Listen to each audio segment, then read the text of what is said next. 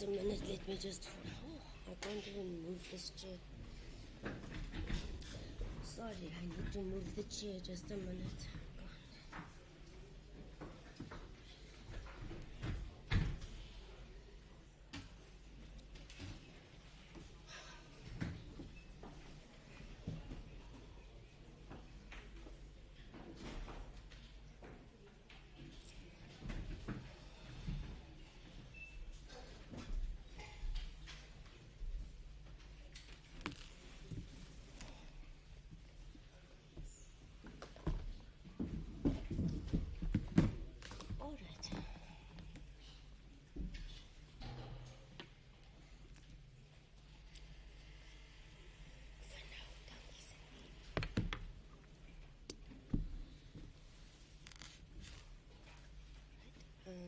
I do have the charge sheet with me, Advocate Caesar, if you want to go on record.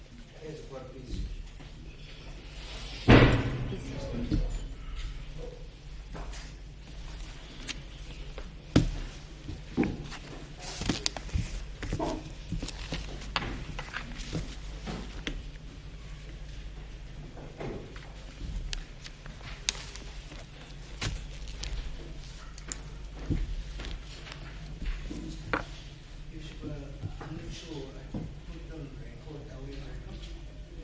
Yes. That the accused has no previous conviction. This is the first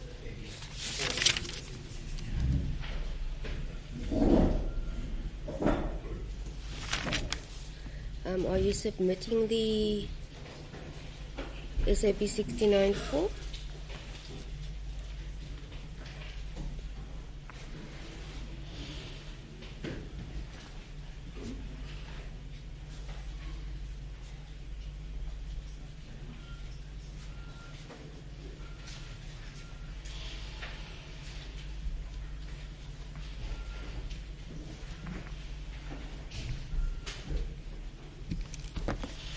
Just for the record, so that we know where to find, the matter is now proceeding in another venue as where we started this morning, being the High Court at East London.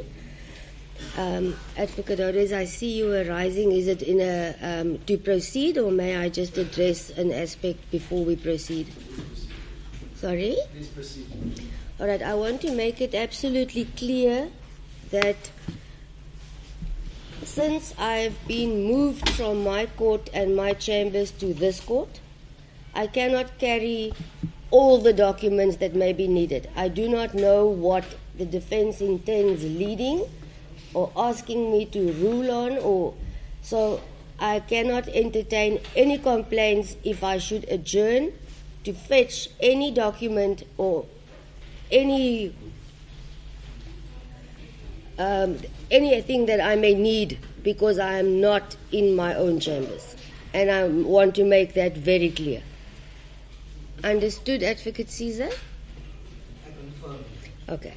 There's no other way. I cannot anticipate and bring everything, so I just want to make that clear.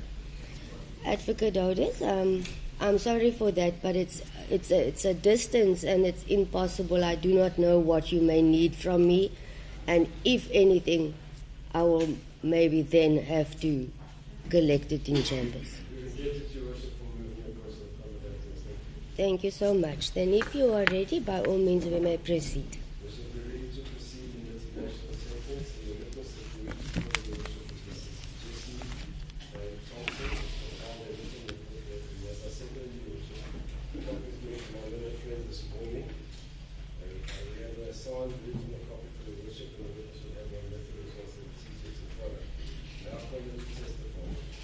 Thank you so much. Just to remind the media that earlier we had made an order, or this court had ordered, and even when she enters, that there are to be no visual images of the witness, only oral. So please, even on her entering, no visual. Thank you.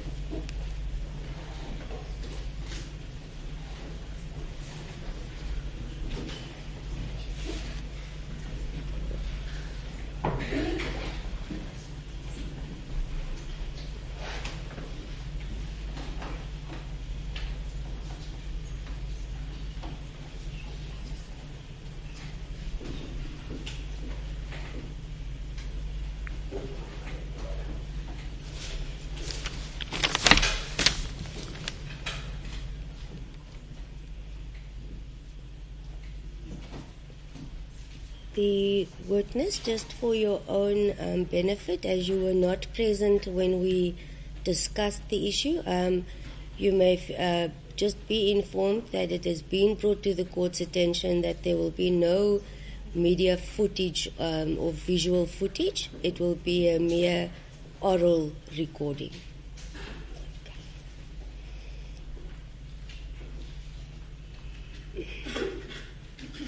May you please state your full names and surname for the record, please?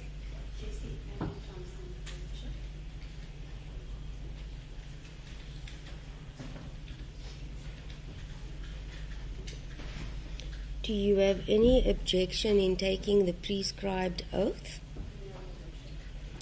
Do you then swear that the evidence you are about to give will be the truth, the whole truth, and nothing but the truth, so help you God? Thank you. Are you comfortable there? If there's documents, okay. If you are, I would rather you be comfortable. Is there a possibility of us just moving the microphones a bit so that she has space for her documents, please?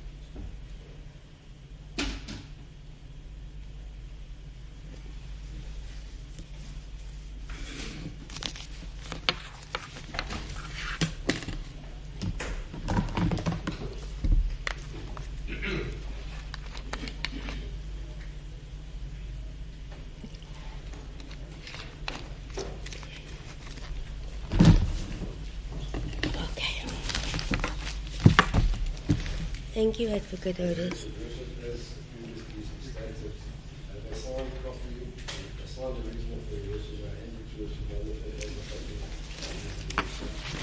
Much appreciated. Thank you.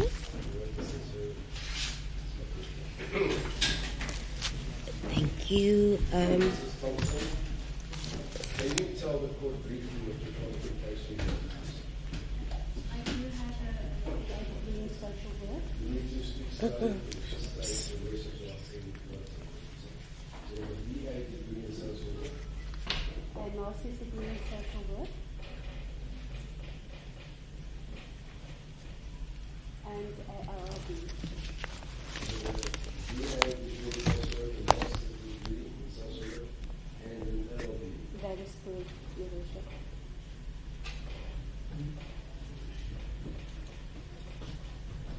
What is your current occupation? I'm a social worker and working part-time in private practice. I'm sorry, ma'am. There's a noise from this side, people speaking, so the audio is not very good in this course. Person on what's the background? Yes. You're a social worker and currently in private practice. That is correct, Your Worship. You to raise your voice, please.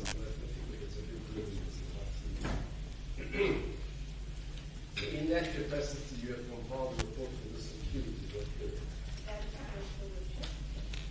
Can you please talk slowly and loud as you possibly can take us through the report related to this accused on the issue of sentence? Just regarding one aspect, I'm sorry to interrupt. Is there going to be any need for interpretation of the report? Is there anyone that will request that? The state? No, Your Worship. Then thank you. Let's proceed. Yes, ma'am.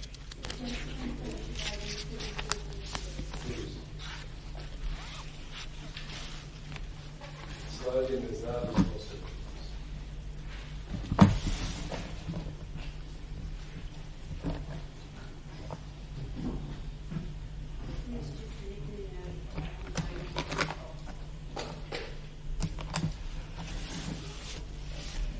Identify the witness. Name is Julius Malema. ID number 810. That's fine. Just you don't have to read the identity number. I'll leave that up to Advocate Otis. I was just thinking that there's no need to read out an identity. Unfortunately, all aspects that you may need clarification on the identification. You want the whole number read out? The marriage, the children, the so that Yeah. identity number, we just do the language, age, and other. No, as long as you're comfortable with that, I just didn't want it to go. What? Then, sorry, you may proceed. I will proceed. The name is Julius Malema. Language, Sephardic language, age 44 years, marital status, married, children, 3 children, age 19, 9 and 7 years, and the address is in Sandown, Sandton. Introduction. Mr. Julius Malema here often referred to as the accused, faced the following charges.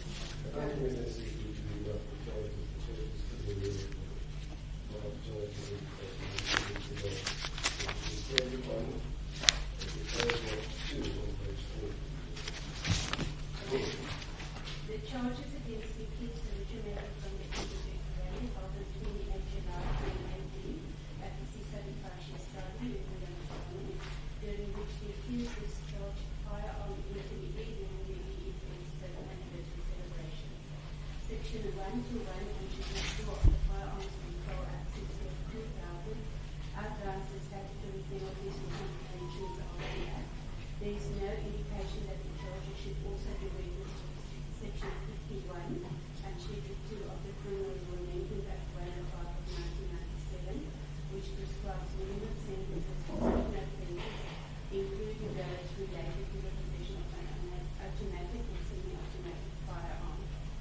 The defence requested the unassigned social worker to compile a pre-sentence report.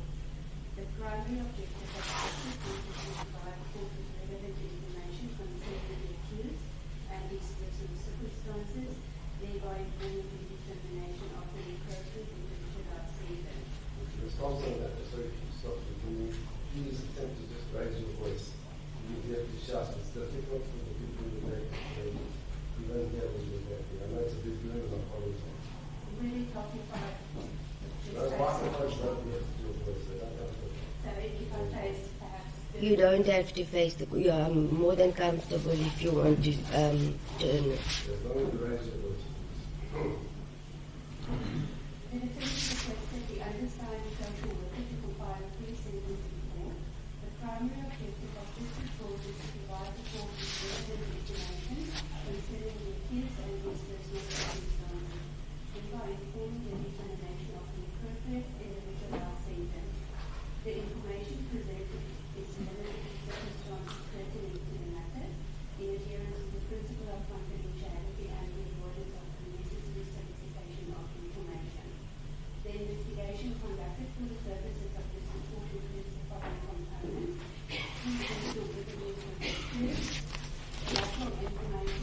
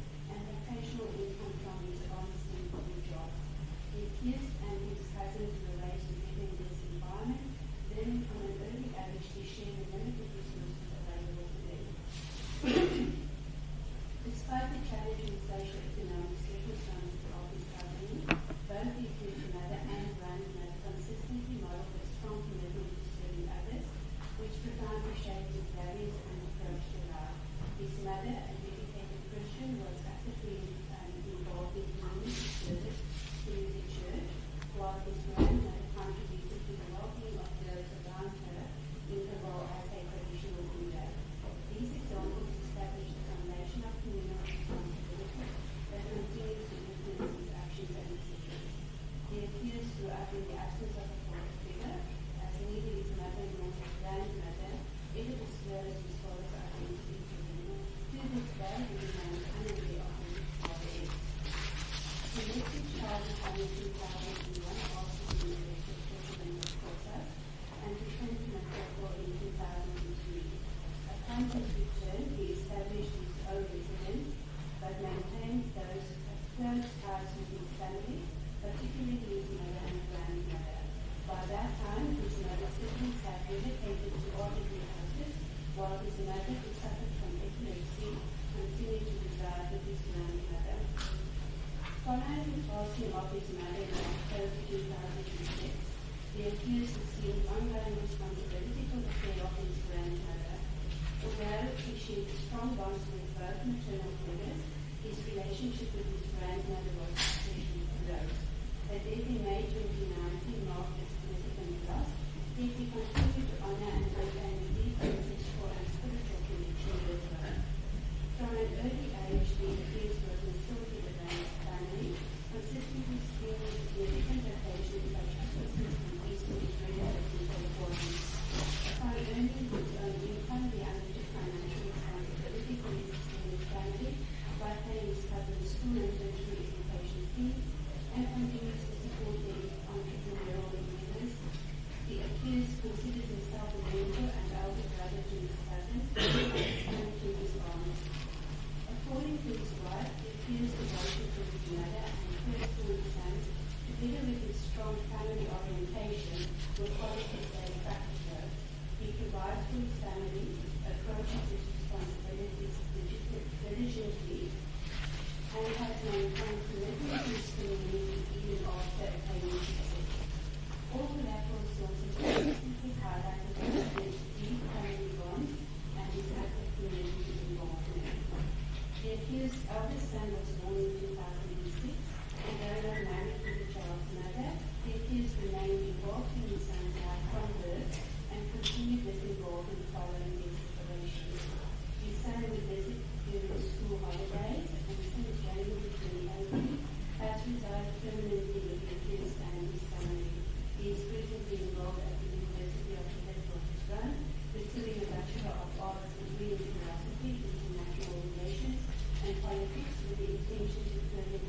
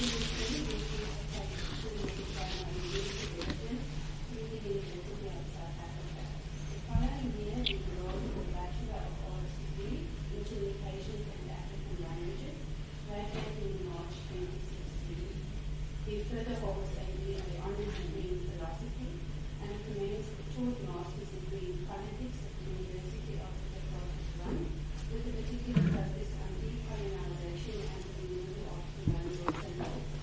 While they have completed their coursework, it is yet to finalize the required legal dissertation.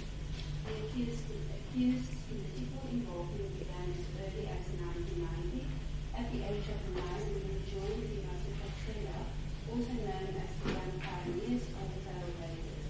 Established in 1955 as the structure of the African National Congress, the Magistrates aimed to provide political training and development for young people aged 7 to 17. The program emphasizes development of moral skills, confidence, radicalism, and bravery, incorporating elements of basic military training, poetry, and public speaking. The core message in serving participants at the time was to promise a better life upon the defeat of the apartheid government. After school hours, the accused would commute between East Township and other townships for Magistrates activities, often leaving home under the pretense of attending self practice. During his high school years, the accused became involved in the Congress of South African Students, COSAS, an ANC-affiliated organization which increased education and advocated for improvements such as the abolition of corporal punishment, increased access to libraries, and the reduction of high school fees. By the age of 16, he was elected as the regional chair of COSAS in West Canadian Corporal and was elected provincial chairperson in 1997. Upon being appointed national chairperson of COSAS in 2001, the accused relocated to Johannesburg. He recounted the challenges of this period, noting that he was young, without a steady income, and needed to secure both accommodation and community housing.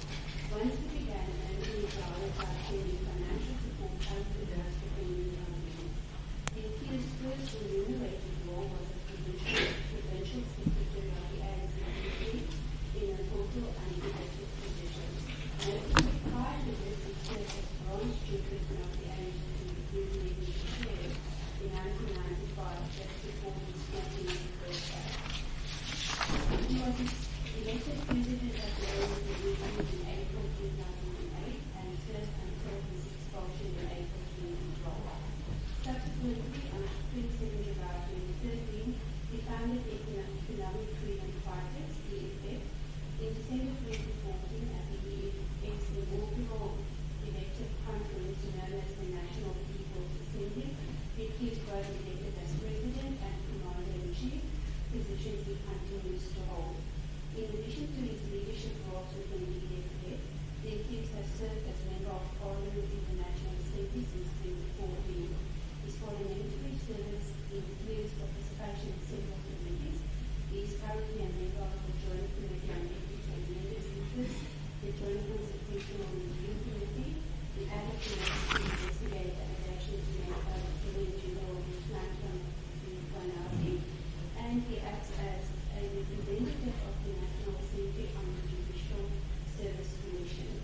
In addition to the noteworthy influence of his mother and particularly his grandmother, the accused identified the late Minister of Power and really Mandela Mandela as key mentors and influential figures throughout his life. Based on a published 20 report to include by Salary Sheet of the Members of Parliament, the accused receives an annual remuneration of $1,578,841.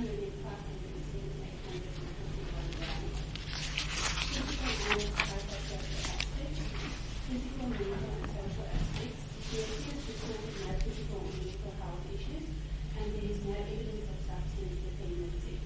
During his upbringing, he was not exposed to drugs and suffered a series of incidents of experimenting with marijuana.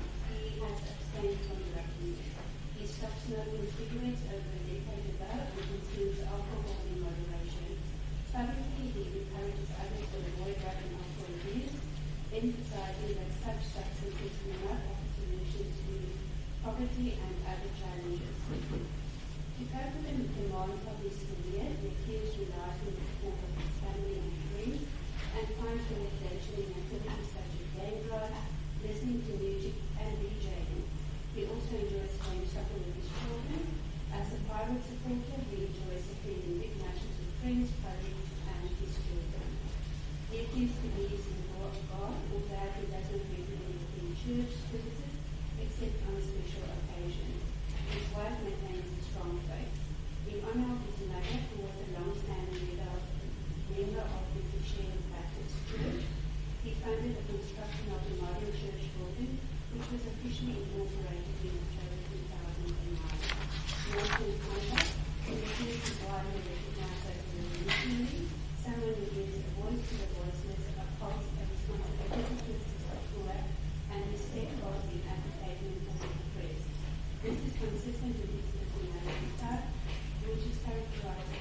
keen sense of justice and desires to effect positive change. He is willing to be confrontational when necessary and demonstrate a protective attitude towards both his own interests and the interests of those he protects. In his pursuit of improvement, he maintains high standards for himself and those around him, often described as a perfectionist who is focused and committed to ensuring tasks are completed accurately and with his experience. He values order and discipline, expressing a clear aversion to laziness, dishonesty, and being caught off guard. He regularly provides positive feedback when warranted, but does not hesitate to address unacceptable behavior. Importantly, once an issue has been resolved, he does not hold grudges. He exudes personality growth that further reflects a preference for maintaining control of the situations and a willingness to act openly for his management. He is motivated by a commitment to do what he believes is right, which is a pronounced desire for justice and the protection of others. The profile further highlights his qualities as a natural leader. In situations of conflict, he appears to have solid capabilities to criticize personal feelings and focus on resolving the issue at hand. He approaches such engagements robustly, ensuring discussion remains issue-focused rather than personal. Nevertheless, he is also capable of strong emotional responses to conflict, typically manifesting as irritation, frustration, resentment, or self-righteousness, particularly when confronted with perceived injustice, disrespect, or wrongdoing. He regularly expresses disagreement with instances that he perceives as the abuse of authority by persons in high office. Some of these traits were evident during some of his responses in cross-examination and in relation to some of his comments in relation to his guilty verdict. Rather than adhering strictly to established norms, he accused position of himself as revolutionary, intent on changing the political, economic, and social systems that are prevalent in the country and internationally. He is comfortable in pursuing alternative approaches, confident in the justification of his action. Consequently, the accused often attracts controversy due to his public statements and the singing of his private songs. Collateral sources consistently describe the accused as a community-oriented leader who is deeply invested in the well-being of those he represents. While the accused himself shares certain details regarding his community involvement, most of this information was obtained from collateral sources. Where the accused has not personally derived initiatives, projects are generally implemented with the organizational structure. The accused leverages his influence to mobilize key stakeholders within the community to respond to local needs, often facilitating in-kind contributions to the overall project. This approach is intentionally adopted to avoid any perception of financial impropriety. The following was shared with and or observed by the undersigned social worker. During the visit to the Jewish community, we noted a cleanliness and emphasis on maintaining the dignity of residents are attributed to the accused priorities and involvement. Individually, informal settlement, the community benefited from a conscious desire project funded by local contributions, including the setting of boreholes to address the inconsistent municipal water tourism. The EFF, under the guidance of the accused, supported the community both hospital and water at times and by participating in the water initiative, which originated as a grassroots project. Additionally, in May 2023, a new subscription was established to address food insecurity and alleviate poverty. Operated by volunteers and sustained through community donations, the soup kitchen serves daily meals at 1,500 hours, a time specifically chosen at the request of the accused, so that school children will have access to a late lunch or early dinner to support their studies. During an on-site visit, it was reported that approximately 700 meals were served each day. Furthermore, a water tank installed on the premises to ensure wider community access to water during periods of municipal supply disruption. And I just want to take a second.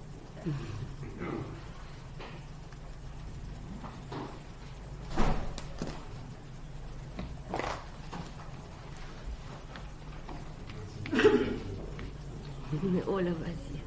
Thank you. Each December is organized as an annual event for particular schools for our high school, hosting them at a chosen venue such as the University of Hotel. Here are provided with motivational speaker, rules, questions, and gifts for each attendee. This initiative is designed to remove students from the immediate township surroundings. Although this is a personal initiative, it is actively for sponsorship and shared success. He has expressed that his intention is to support the learning experience similar to those of his children, thereby inspiring ambition to explore to new environment. If you step a bit forward, I think it's difficult to hear you.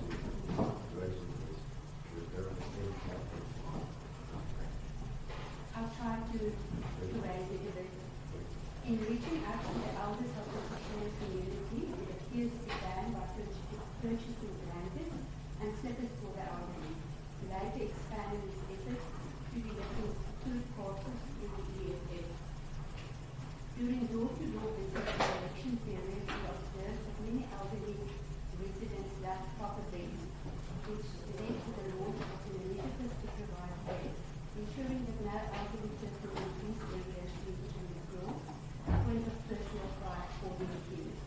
The EFF sponsored pilot training programs, several community members have qualified as pilots, including the first female pilot from the sheriff, who achieved this milestone in 2023. On his 44th birthday, the accused donated 200,000 rupees to the Child Welfare Society. In November 2025, honoring the previous commitment, the accused handed over the disability-friendly house to a wheelchair-bound member of the shared community. Constructed by the EFF, this residence provides dignified and suitable accommodation to an individual who had previously been living in inhumane conditions. Remorse, the accused entered a plea of not guilty to all the charges and, following his conviction, continues to assert his innocence, stating that only a toy firearm was used when discharging his celebration trust. He has publicly declared his intention to appeal the verdict. Although the accused regards his conviction as wrong, he regrets the incident and the consequent results that people may perceive as encouragement to handle firearms differently. This was never his intent. Criminal behavior and public offense, previous convictions, and cases pending. The accused has no previous convictions and before any cases pending cases against him. Current offense. The offences in question were committed on 28 July 2018 during the military required fifth anniversary celebration.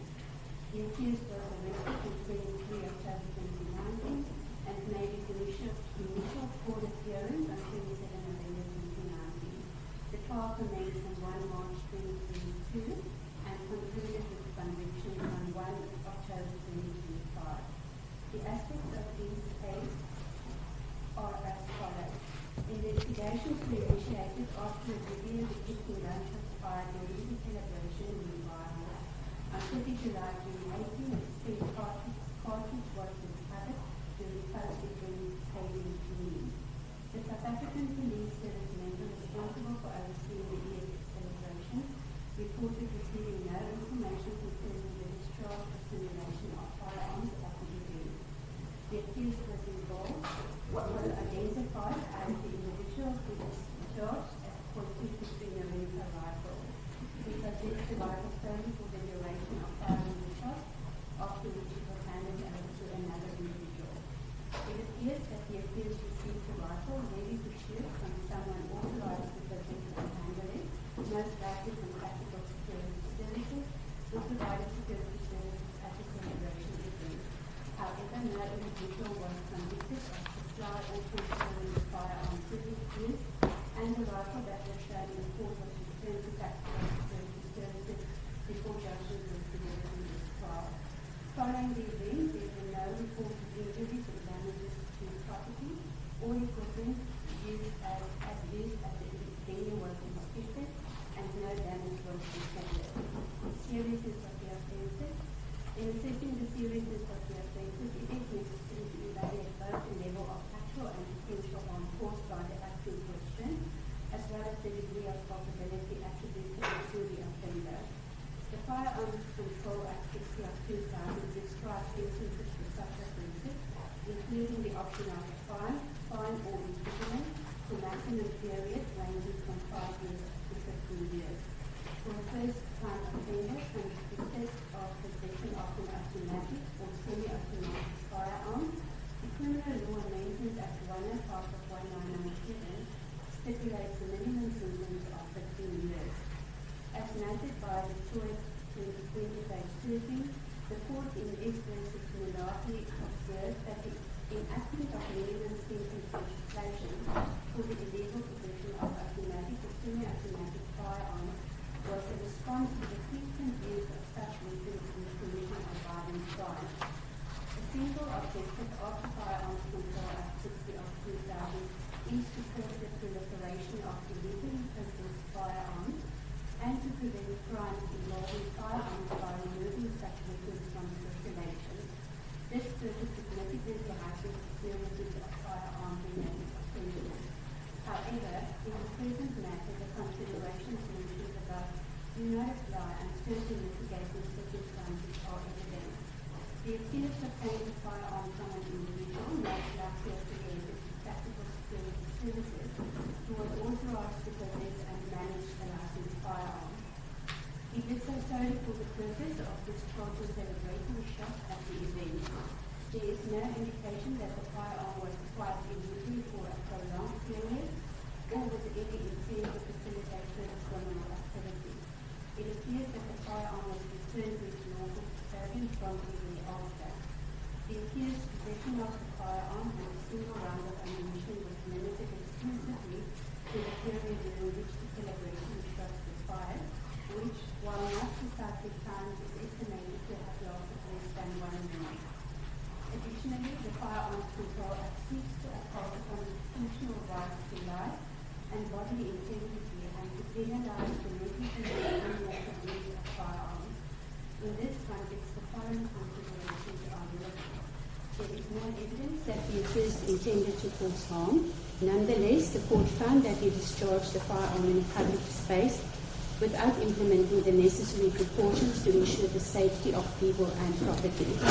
By neglecting to take such precautions, it has been said that the accused acted recklessly, thereby endangering the lives of celebrating members, bystanders, and residents of neighbouring areas, and risking property damage. Such conduct could have resulted in loss of life. It has also been said that the careless and reckless discharge of firearms in a public setting conveys an inappropriate message about gun safety and responsible firearm use, particularly when a prominent leader exhibits such conduct. The actions of individuals in positions of influence are likely to be emulated by their supporters, thereby warranting a more severe assessment of their behavior. It has already been noted that the accused regrets the incident and the consequent perceptions it might have created. However, there was no evidence indicating any harm to a person or damage to any property. Planning. The firing of celebratory gunshots was deliberately planned as a distinctive element of the event, reflecting the established tradition of incorporating unique features into each celebration. For instance, during the 10th anniversary, the accused approached a section of the stage that elevated into the air while red and gold confetti was released from cannons. Available information does not suggest that the planning of this activity was undertaken with the intention to commit an offence, endanger lives, or cause damage to property. Interest of society. The interest of society is upheld by imposing a sentence that delivers the greatest benefit or minimises potential harm. In considering an appropriate sentence, it is important to consider society's economic stake in the cost of the criminal justice system, ensuring that any punitive measure is justified by the tangible advantages it provides. The objectives of punishment are rooted in the protection and advancement of societal interest, encompassing prevention, deterrence, rehabilitation, and retribution. Prevention. As noted by Blanche, the incapacitation of an offender becomes especially significant when the individual poses a danger to society and when imprisonment is the only means by which the public can be safeguarded. In this instance, prevention is not regarded as a primary objective. The accused is a first-time offender, did not act with the intent to cause harm, and no person was injured nor property damaged because of the offence. Furthermore, despite the lapse of many years, no subsequent offences have been committed. Deterrence. There are two recognised forms of deterrence. General deterrence, which aims to dissuade members of the public from engaging in criminal conduct, and individual deterrence, which seeks to prevent the accused from reoffending. The accused's personality profile suggests that his actions are driven by a desire to behave correctly and ethically. He has emphasized his position as the leader of the fourth largest political party, highlighting the considerable influence he holds over young people. He recognizes that he cannot credibly encourage others to respect the law if he himself is found guilty of a criminal offence. This awareness is expected to exert a strong individual deterrent effect. Furthermore, having been tried and convicted is also humiliating to the accused, serving further as an individual deterrent. Justice Edwin Cameron, a retired judge and current inspection judge of correctional services, wrote in an article dated 9 August 2021 that the most effective deterrent to crime is the certainty of consequences, certainty of investigation, detection, arrest, arraignment, prosecution, and ultimately punishment. This principle was also affirmed by the highest court, as reflected in the case of S versus Makonyane, which stated that the greatest deterrent to crime is the likelihood that offenders will be apprehended, convicted, and punished. It is the certainty of punishment rather than the severity of the sentence that is likely to have the greatest deterrent impact. Rehabilitation. Rehabilitation seeks to assist the offender in becoming a law-abiding member of society. While the accused maintains his innocence, he acknowledges the inherent risks of discharging a firearm in a public setting and regrets that the perception could be created that it is acceptable to recklessly discharge a firearm. He is a first-time offender and has not committed any further offences over the past 7 years. These factors, together with the individual deterrents previously discussed, suggest that rehabilitation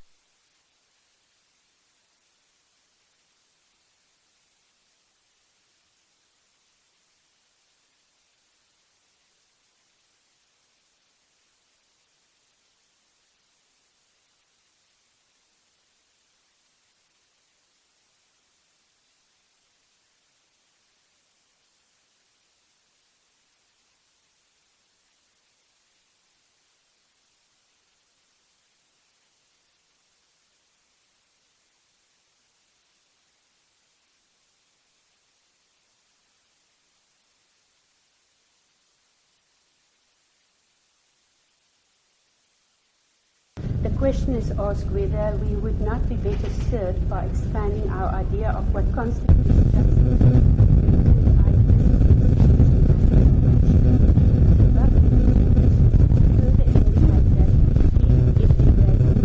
And bench, for instance, is warranted, there is a danger of punishment. In line with these sentiments, qualitative research conducted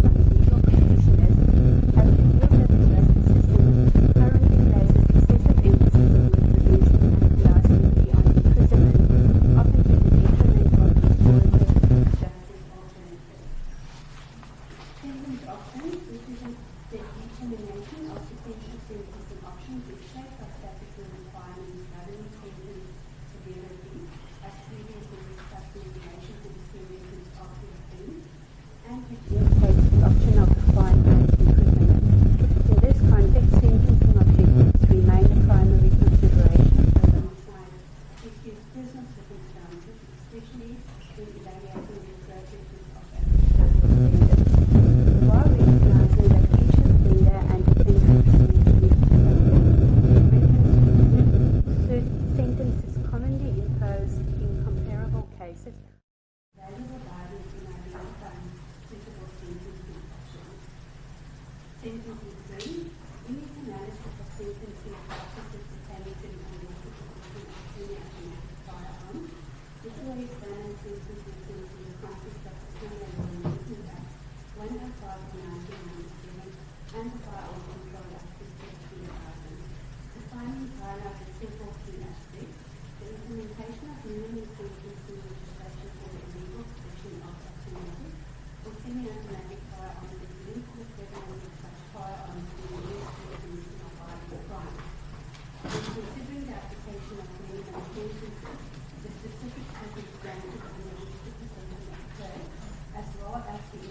purposes of possession of a firearm are critical in determining whether substantial and compelling circumstances exist to justify a deviation from the minimum sentence.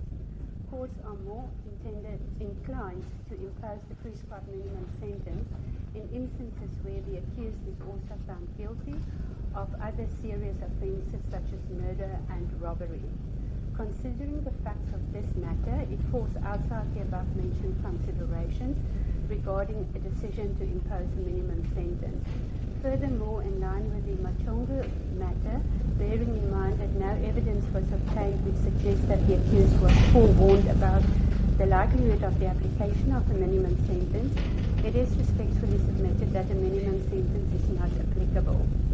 Despite warnings in the press with regards to the dangers of celebratory gunfire, no case law on conviction or sentencing for discharging a firearm for celebratory purposes could be found, indicating that charges are not generally instituted in this regard. The accused may be the first person charged for discharging a firearm for celebratory purposes. Annexure 2 of this report references judicial decisions concerning the discharge of a firearm in public or incidents of reckless endangerment to persons or property. As outlined in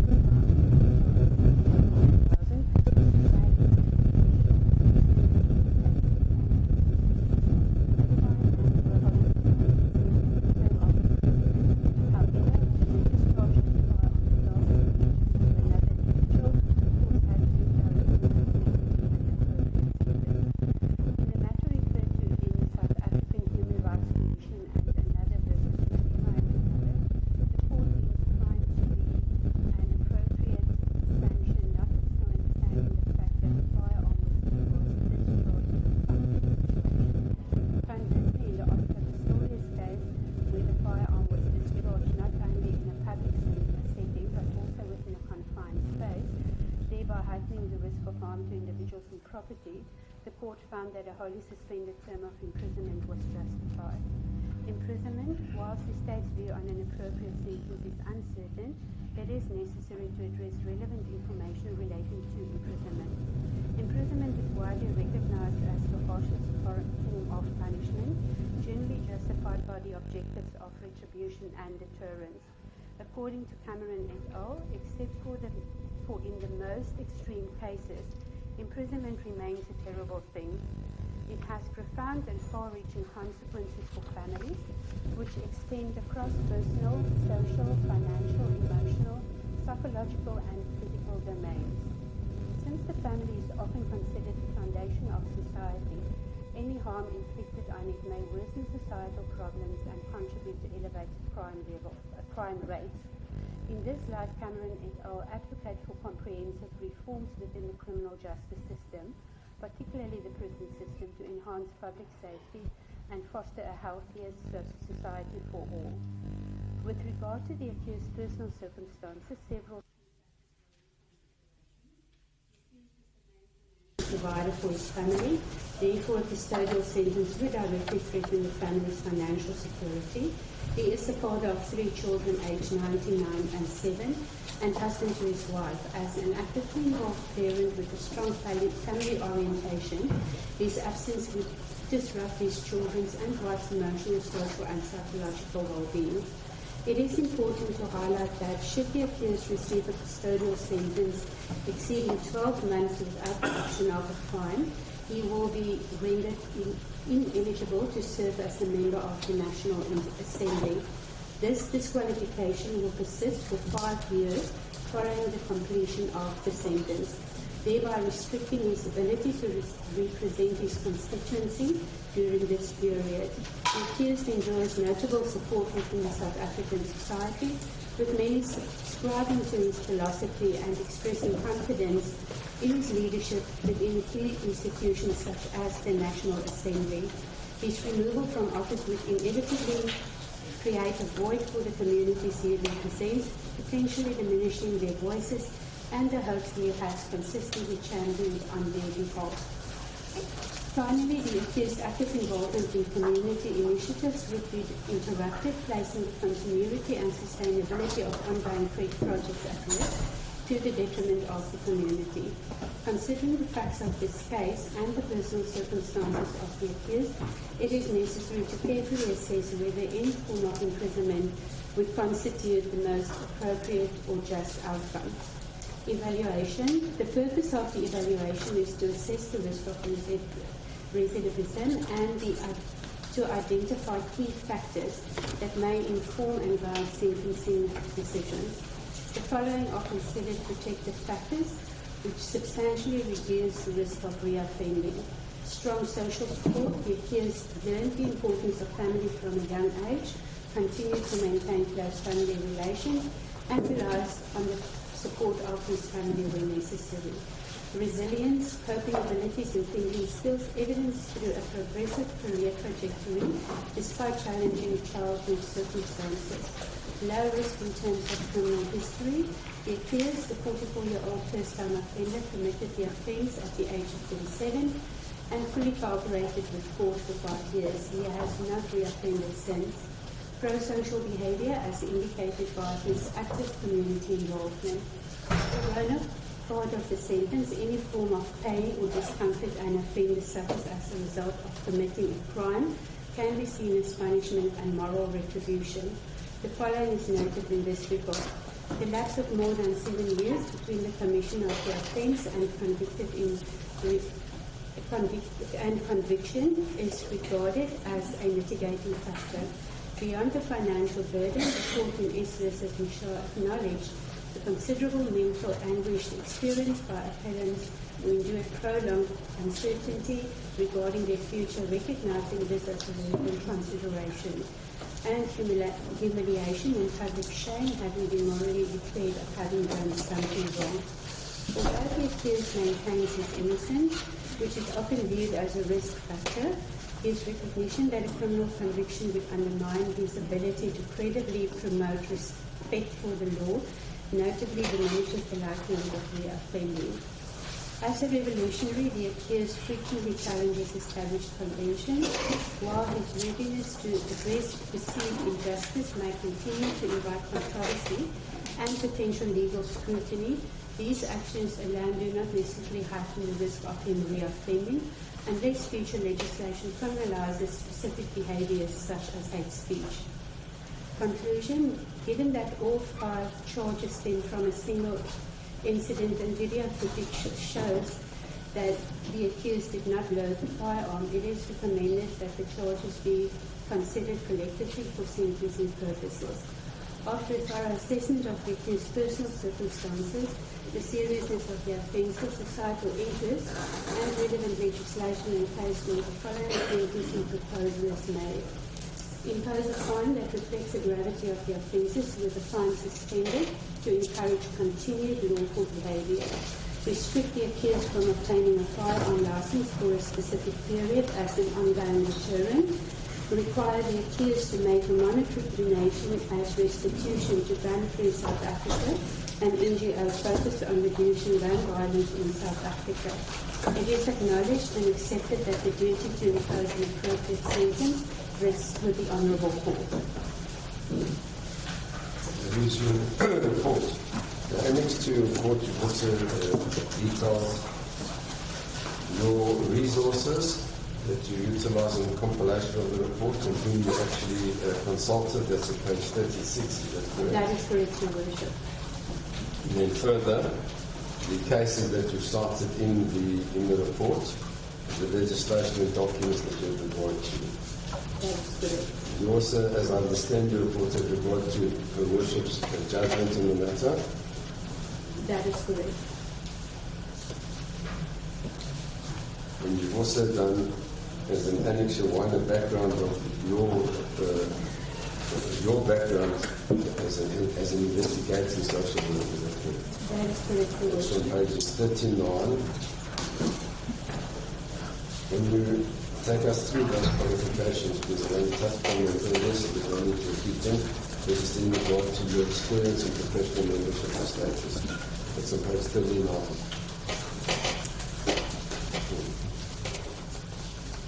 So we've heard about your first 3 qualifications being a BA in social work, which you obtained in 1986, an MA in social work in 1999, and an LLB in 2005. You then have a postgraduate certificate in econometric assessment in 1999, Prospective Training College, and you were certified Indiana Grant Practitioner from 2023, a procedure that you referred to was reported. That is correct. Could you take us through 2.2, please, your professional membership and status? I am registered as a social worker with the South African Council for Social Service Professions, with my registration number noted. Also a member and a member of the International Executive Board for the South African Associations for Social Work in Private Practice. I was admitted to practice as an advocate on 21 August 2006, however never practiced, and is a non-practicing member of the National Bar Council of South Africa, and also registered as non-practicing with the Legal Practice Council. I've been appointed as a member of the 5th Professional Board for Social Work in 2022. Those are your memberships. Can you take us through your experience? So I've been practicing as a social worker since 1987. Started my career at the Current State Correctional Services Facility. It was interrupted thereafter doing work at a church and family organisation. I have thereafter worked another 6 years for the Department of Correctional Services. During my department with Correctional Services, I worked with sentence offenders, and both in prison and serving community-based sentences. And with the introduction of correctional supervision as a sentencing option, I established the function rendering these reports to the court for the Wynberg and Wynberg Magistrates courts at the time. I have, since my resignation from the Department of Correctional Services in 1999, continued to do pre-sentence reports and a part-time capacity in my private capacity. And you have further additional fields of expertise, which include children's court investigations, family mediation, student supervision, supervision of student supervisors.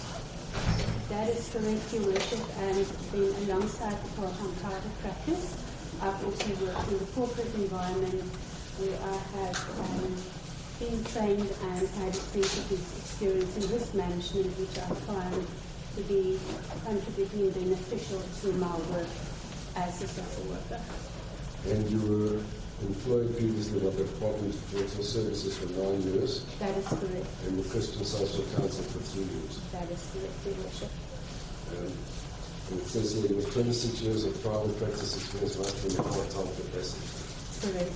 You've then given a list of matters in which you provided pre-sentence reports. That's on page 40, is that correct? That is correct, Your Worship.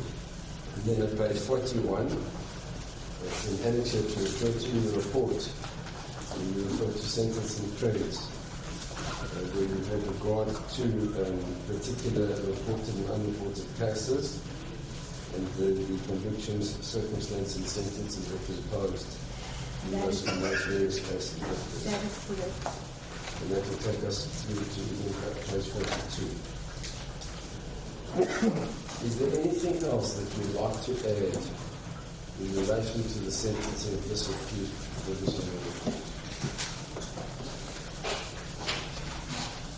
Nothing to add to my report, perhaps just the observation, and I think during my experience and working with the accused, his respect and the importance of respect to him was always notable, and when I look at the setting of the people, it seems like the elders... You're returning, then I'm going to correct it, Bishop. I'm sorry, you're speaking to her worship, but now there's a problem you're talking that language, it's impossible to hear. Can you just repeat? I beg your pardon. In the context of my experience of the importance of respect to the accused, when I just noticed the setting in the court, it seems also that the elders, which is a very important community, and speaking with preference, it's just an observation. There's nothing else to be added to my report. In other words, respect for elders. restricted in general for people, but specifically for the elders.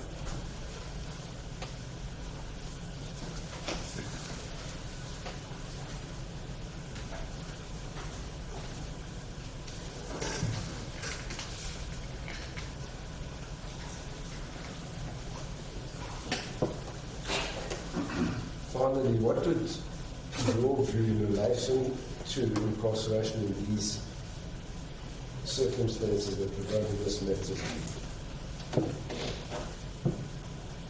I think if I can summarize the views from my report, is that when it comes to incarceration,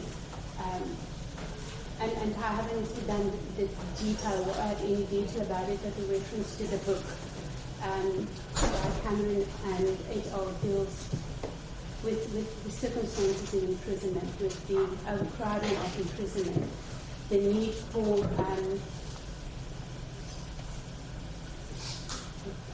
I continue, the need for reform to look at how we sentence differently, recognizing the place for imprisonment, but that there are certain matters where a custodial sentence would not necessarily be the only appropriate option, specifically where it wouldn't serve all the purposes of punishment.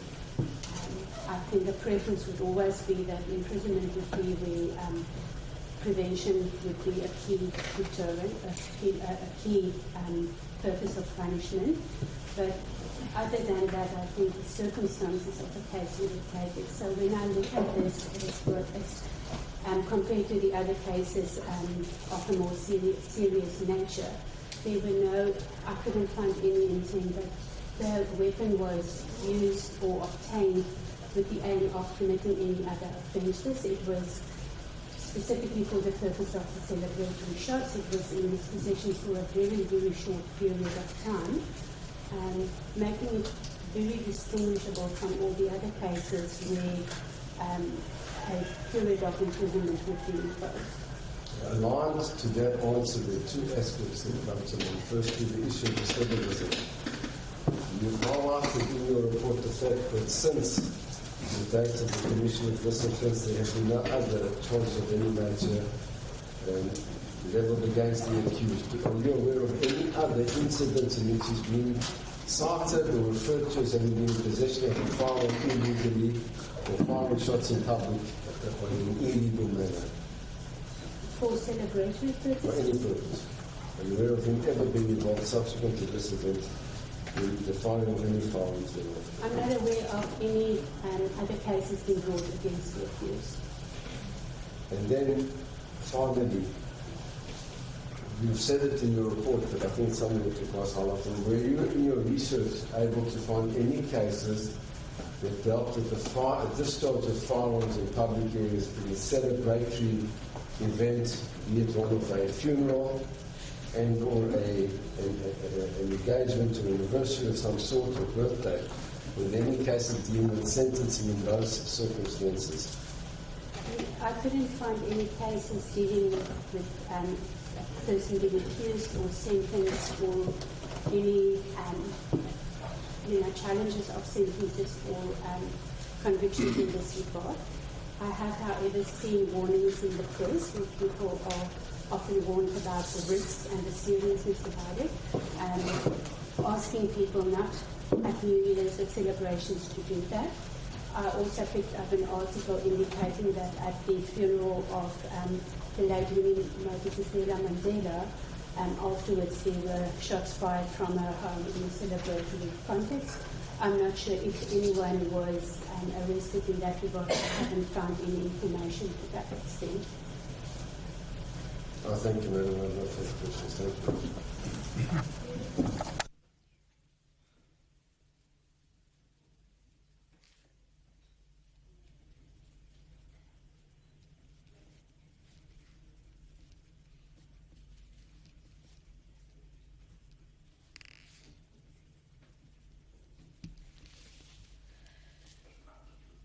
Advocate Caesar.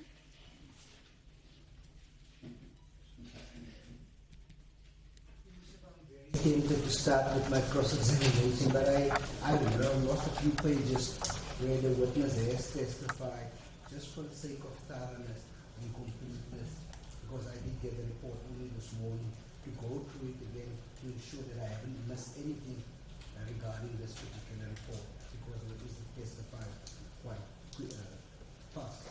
Understandably. I looked at the German, if I can, I don't want to say 15 minutes for the pages. It is a huge document. We also didn't have tea break. If we can make it a little bit longer, maybe 20 minutes or so. Okay, maybe just discuss. Okay, you mean to start, and then will you also inform me? Will there be a lunch adjournment after we return, so that we can? You can't say no and spare advocacy.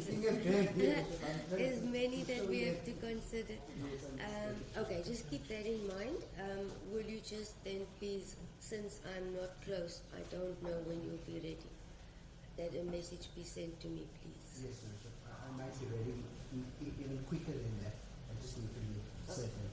Shall we then say, I'll enter court at 12:15. If you are not ready, or you wanted, they needed a tea Yeah, by adjournment. 12:15, you should, if I'm ready before that, I would have you was a call.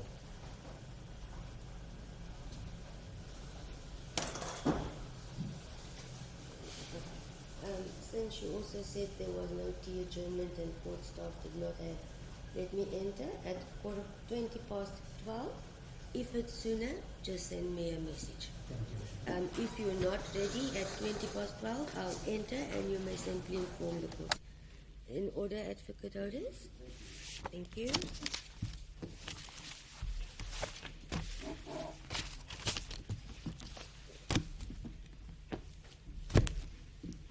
I'm going to change chairs when I come in.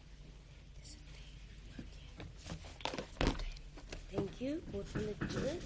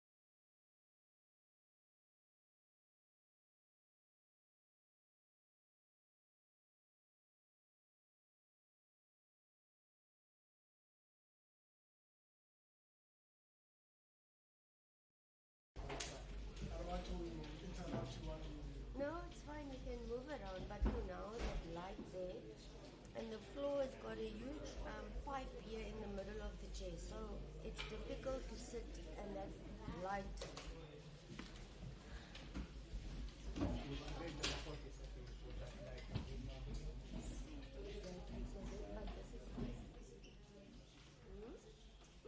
It's perfect because that light is here. When I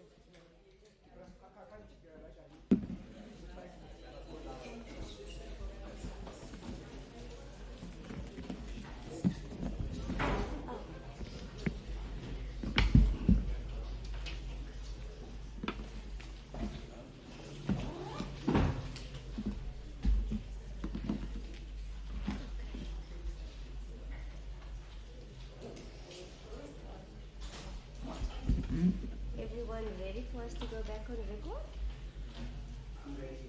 Thank you. Our light is on. We'll just give the witness an opportunity to move to the witness stand.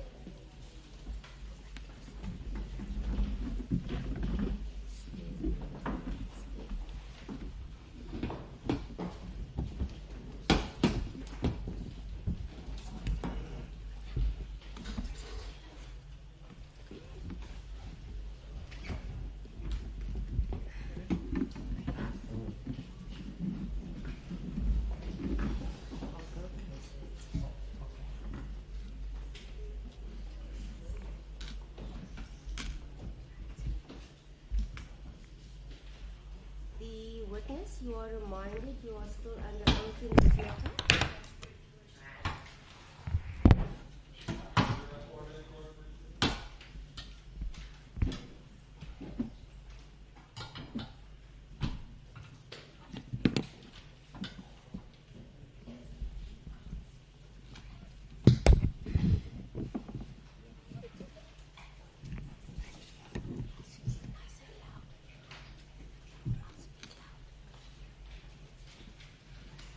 Advocate Caesar, before I continue to explain to the witness, I know she's experienced in this regard, but I still have a duty to do so.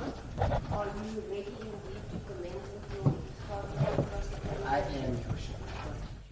The witness, just as a courtesy, I always explain to any witness that cross-examination will now follow. Meaning the state will ask numerous questions from you.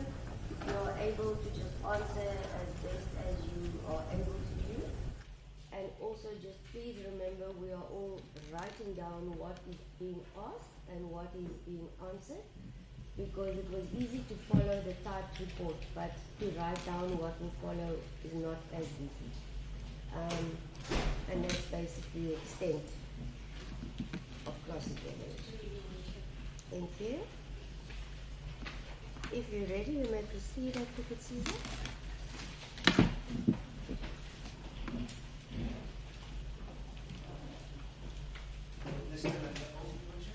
Yes, I've done. I reminded you.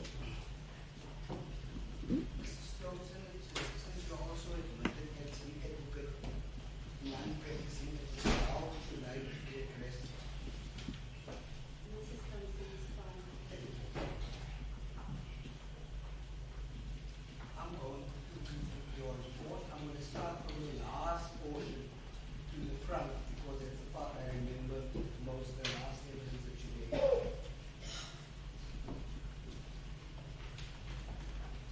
I want you to go to page 41 and 42. That's the last 2 pages of your report, where you basically stated the cases that you were involved in and the sentences that you were imposed until separately.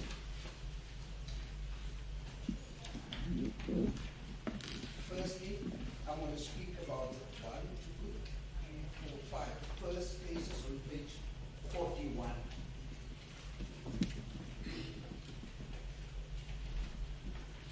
Do you still have the reports of those cases with you? I don't have it.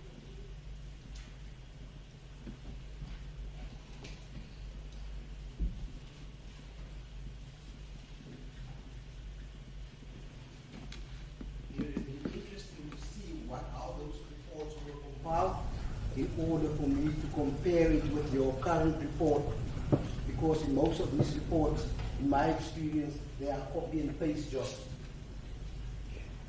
So are you not referring to the case here, but the matters I have done?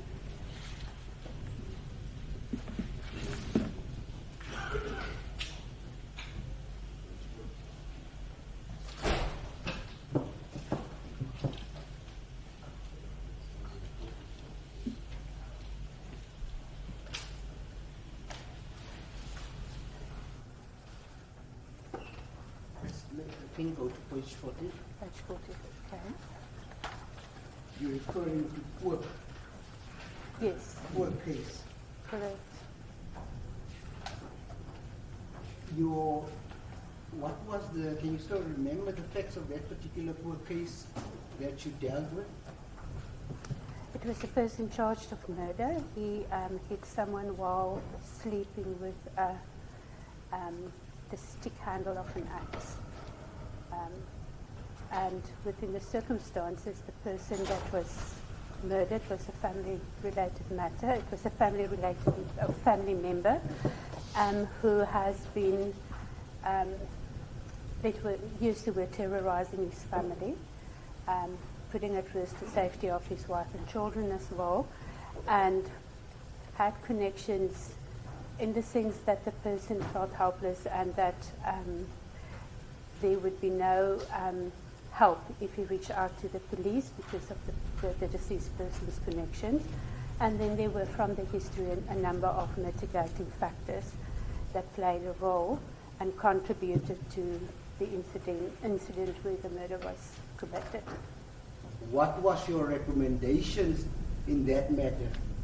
The recommendation in that matter was to have a reduced sentence, either 2761I or 2761H, considering the circumstances of the individual, and considering some of the detail, the personal circumstances were considered to be substantial and compelling. So a deviation from the minimum sentence with correctional supervision, either H or 2761I. So in other words, you recommended one of the sentences in a murder case. Basically, you recommended that a non-custodial sentence be imposed, one of the sentence options in such a serious offense, such as murder.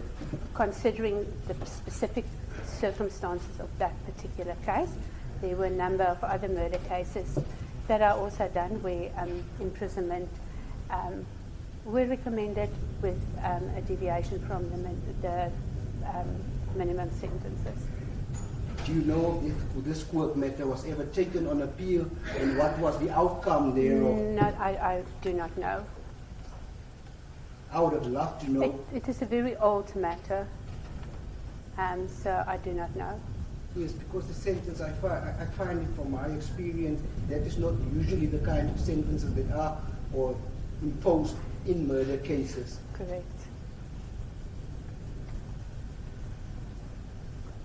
So in Lawton and Ranger, I see the accused was charged there with attempted kidnapping, attempted murder, culpable homicide.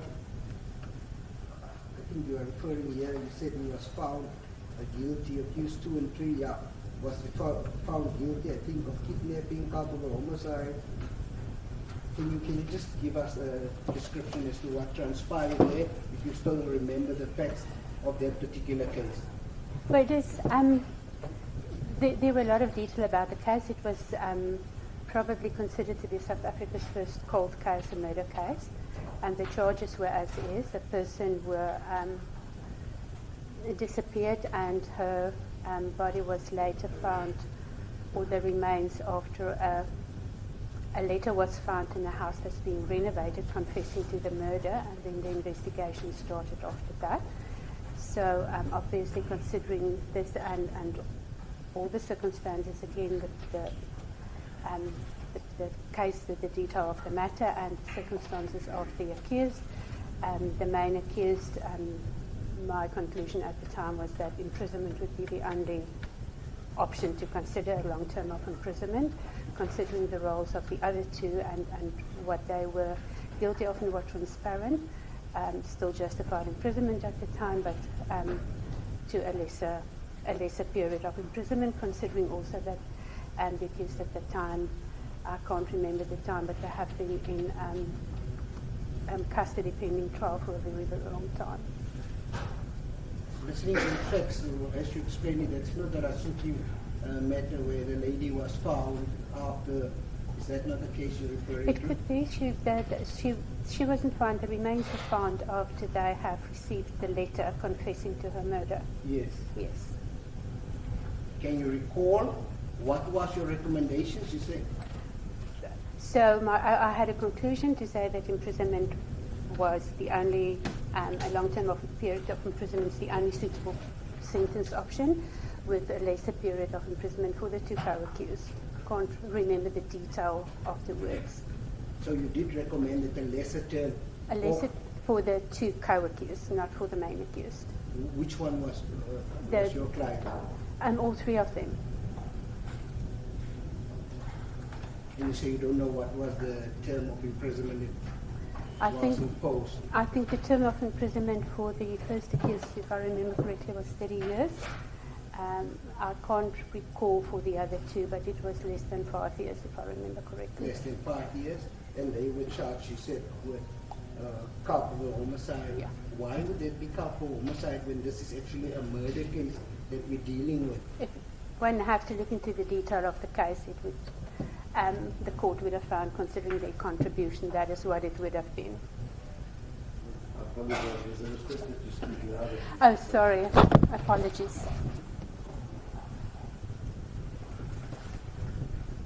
Then I want to deal with the third case you're referring to Akup, where the person was charged with negligent use of a firearm, causing injury to someone, discharge of a firearm in a built-up area or any public place, assault with the intent to do grievous bodily harm, pointing of a firearm. I see there's a written conflict situation. It was probably your brief description of the situation or the facts of the case. Can you still recall that?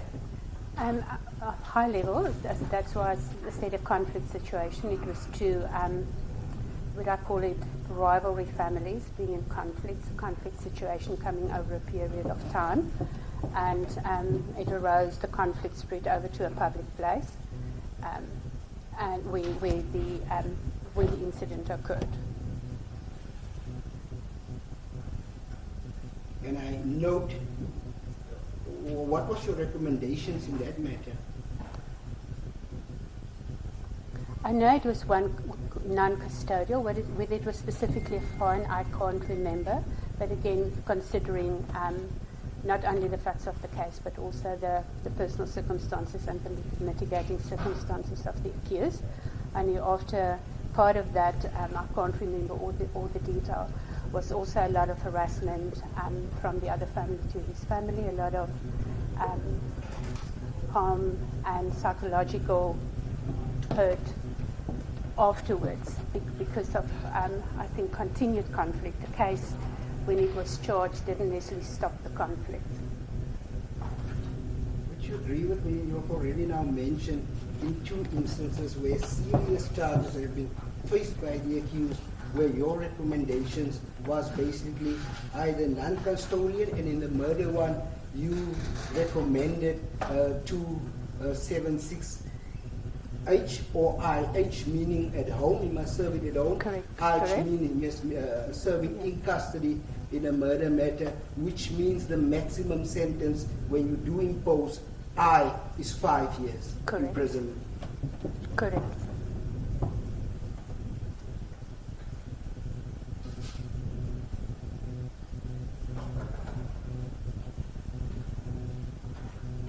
In this case, it's such a serious case, I see you note that the fine was 50,000 rand Correct. that the person had to pay. Correct. You're also referring to the Bezos matter. It says it's a private prosecution. assault with intent to do grievous bodily harm. You said it was a not guilty plea from the living note. I don't want to go through your full court. Do you know the facts of that particular case? And what was your recommendations relating to that case? Shortly, facts were that it was domestic relationship related, domestic fight, and the wife was injured. The person wasn't prosecuted, approached AfriForum, and the private prosecution followed. And then considering, again, apart from the cases, so these cases here, there are a number of others that I've done where I was selected specifically because of although it's serious, the different circumstances to this case and the personal circumstances and mitigating circumstances which were different from cases in general that you have, or the cases in general. I have dealt with numerous murder cases where it is really the purpose of deciding what are the compelling and mitigating circumstances, if any, that you put in front of the court without making any recommendations at all. These were when you look at the circumstances of the person, and because at the end, when you look at it within the context of the triad of sin, the person's circumstances is also very important. So in these cases, there were exceptional personal circumstances, and quite often the absence of pattern of either violence or the same type of behavior, which also had to consider, which informed the sentence suggestion. Ms. Thompson, we're going to get you jumping the gun. Sorry. We're going to get to why you were asked to attend to these cases. I first need you to answer this question where I specifically asked, what was the facts of this case? What Yes. was your recommendations? That was the question. It would have been non-custodial, but I can't recall the exact recommendations. The facts? Facts was a domestic incident of violence where the person was, the wife was injured. No prosecution followed. There was a long process prior to that, prior to her approaching AfriForum to do a private prosecution, which was done, and in which the person was convicted and a report was requested. Also non-custodial.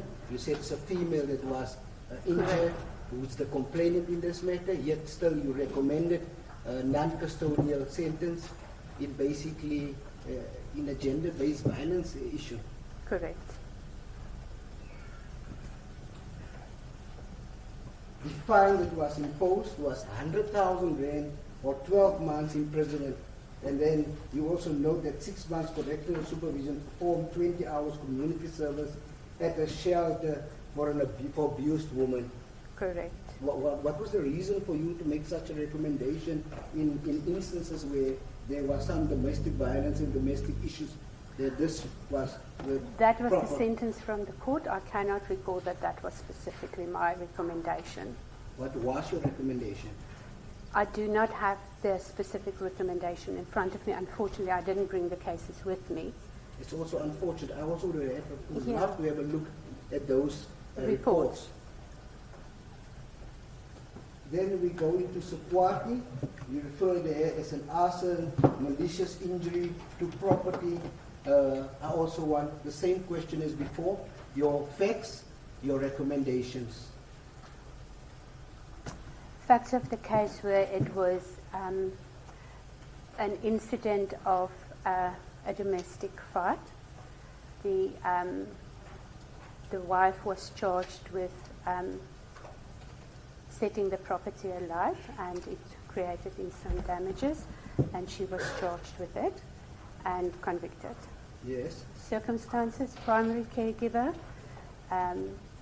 no other incidents of violence attacked, so it spread from the relationship, and a very difficult relationship that were done, and the recommendation again was non-custodial, specifically considering that she is also a primary caregiver of 2 children. At the time, she also, the one child was her biological child, the other one was a foster child.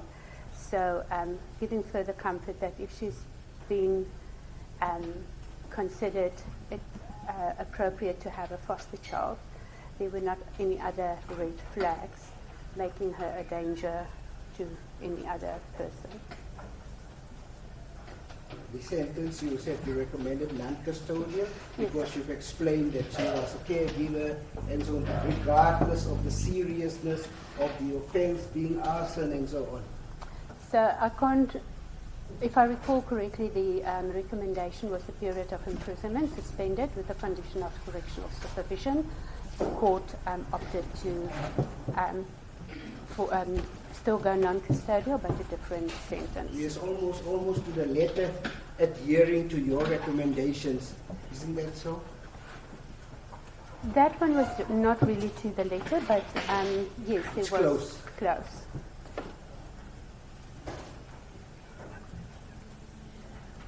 Do you know, I still remember a case, I don't know whether you know, during the feast must fall, one of the gentlemen took a petrol bomb and he threw it into one of the police vehicles, and he got 8 years direct imprisonment, if my memory serves me correctly, for almost the exact same offense that he committed. Circumstances sound very different. A fire was lit in the house. It was nothing thrown at something. If we talk about the arson, there were no injuries and there were no one in the house. My idea is that if you were the one assessing it, you would have had a much better outcome than the one that he had, who had to serve actually direct imprisonment. I wouldn't be able to say whether it's so because I do not have the details of the matter and his personal circumstances.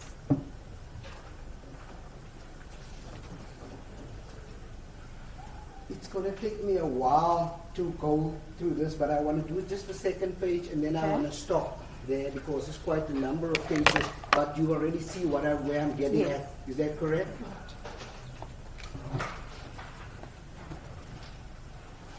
Referring to Nene versus the state, where the accused was sentenced or charged with murder and reckless dangers to a person and property. The security guard, can you just go again? The facts of the case, your recommendation. What page are you in? I'm now on the page 41. Okay, so on page 41, just for context, Your Worship, I looked at trying to find, I've previously already mentioned, I couldn't find any cases of similar to this one where shots were fired in a celebratory extent. So I was looking for cases where firearms were discharged and similar type of charges, although the context is different, to get an idea of what the sentences are. And this is just really to say these are the things that I looked at. It's not cases that I've dealt with. Okay. But in the 5 that I showed you, you already picked up the pattern that I'm trying to point out to you, that you made certain recommendations and most of them were almost followed. Is that correct? Well, in very serious cases. Based on the cases that I selected to show there are exceptional circumstances, yes, that would be the pattern. If I had expanded the list and selected cases where the circumstances were not so exceptional, you might have come to a different conclusion. But I have not done that. So it's only the cases with exceptional circumstances that are referred to you. Some of them. There may be others. I had to have a look as to which were these type of cases where the circumstances were exceptional despite the seriousness of the crimes.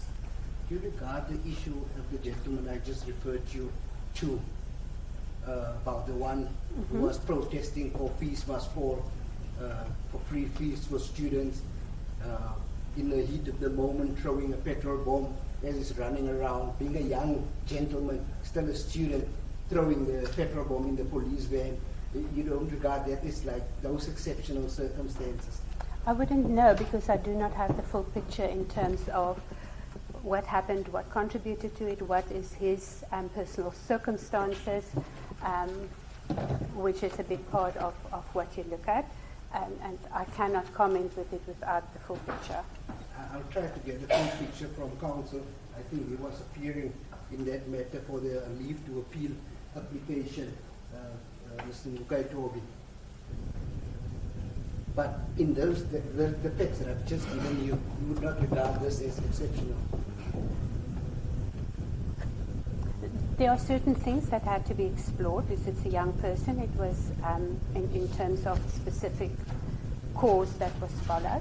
But other than that, as I say, it's not only about the facts of the case. It is really connecting the person with the facts of the case and looking at all together, which would make the exception, not necessarily the facts of the case only. Because if you look at some of the facts of the cases that I given, it's not that exceptional. The exception comes in when you add the component of the person to the case. Do you agree that only the people with means would be able to approach you for you to actually compile a report because you need to be paid for work done, services rendered? That is correct, that people need to be paid for my services rendered. But I also do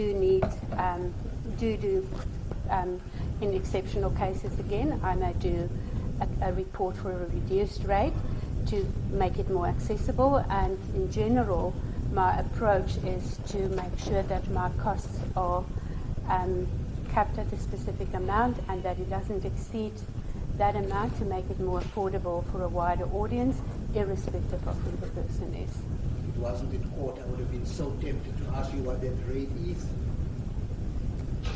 You don't have to answer.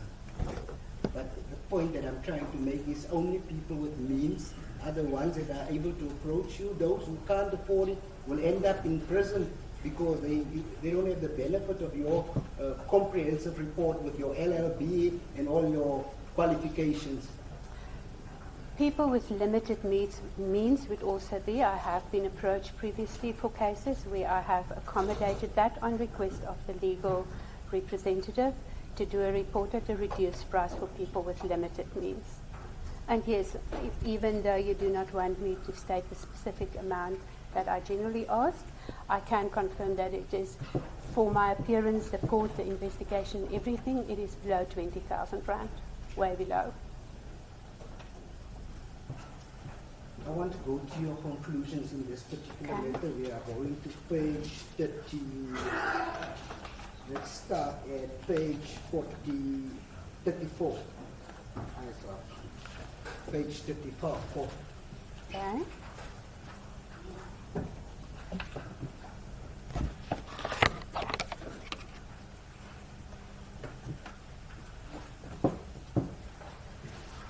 I want you to go to the conclusion where you said they basically given that all 5 charges stem from a single incident and video footage, accused did not load the firearm. It's recommended that charges be considered collectively for sentence. After a thorough assessment of the accused's personal circumstances, the seriousness of the offense, societal interest, the relevant legislation and case law, the following sentence proposal is made. Impose a fine that reflects the gravity of the offense, with a fine suspended to encourage continued lawful behavior.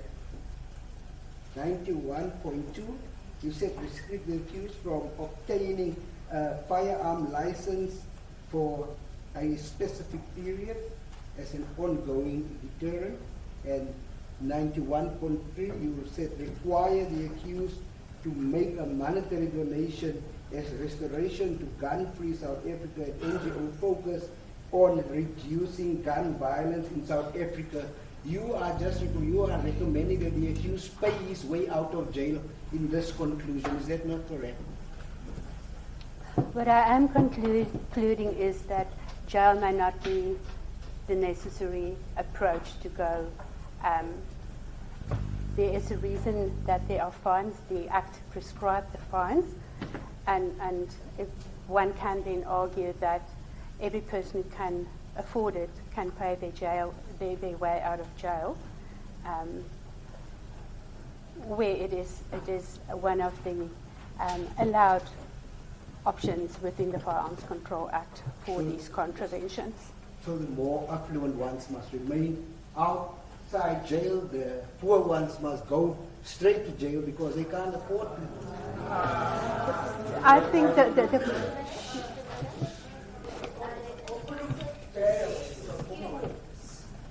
us set the ground rules right now and then.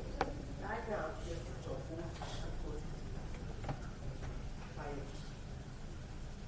If you don't like an answer or a question, you free to leave, but no one will disrupt the court proceedings in any manner. You want to sit down and go quiet, you remain. The rest I will order to leave without exception. Understood? It's your choice. I won't ask again. That's the impression that was created. Do you have an answer to that? so, Your Worship, the fact that a person can afford a fine, if it's a severe fine, doesn't make it less of a punishment. And the converse of that is then where a fine would have been appropriate if you are an affluent person and can afford it. Should you not be afforded because of the perception that may be created and therefore go to jail, if there are other circumstances that would say maybe that is not necessarily the only option.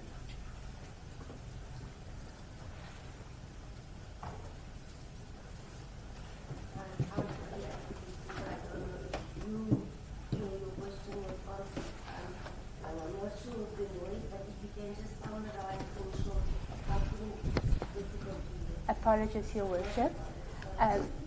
So, where the legislation provides for it as the sentence option, and if a person is affluent and the case is serious, a heftier fine can be imposed. The fact that a person is more affluent doesn't make it lesser of a punishment. It still is a punishment. And the converse side is then of this of looking at it is to say, if I am now affluent and can afford it, to avoid creating the wrong impression, should I therefore by default go to prison? And that is just the converse of the point. I'm going to read from some of the cases. I've made a summary of it, whole summary of the cases because I was preparing basically for argument at the end. I'm going to put it before the court. I want to show you in certain circumstances where the facts are exactly almost very close to the accused case, where people have to go to jail and the periods that they have to go to jail. So I'm going to refer you to that. If I may just hand this up, Your Worship, at this stage, I did give Mr. Kaitobi a copy of my practice note. Do you want to start on that point now, or going to have a shorter lunch meeting?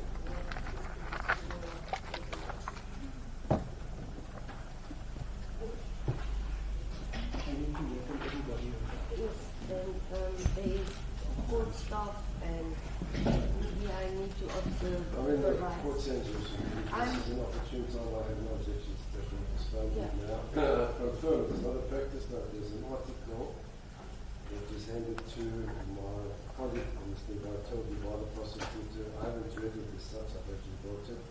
It's actually referred to in the witness's report as well, so there's no objection. There's a continuous of the wrong I don't understand if the nature of the request is just handed to worship to read or not to read it. So would you like also to read the document before? I don't the witnesses read it. Look, I'm also as eager as anyone just to continue, but I have to observe the rights of everyone in court, and we may need a refreshment or to eat or what. So do we decide on an hour or do we shorten the period? The state, you can inquire, maybe just pause the report for now because it will just be cluttered with us deciding on time. The media is still on, it's just the report that's on.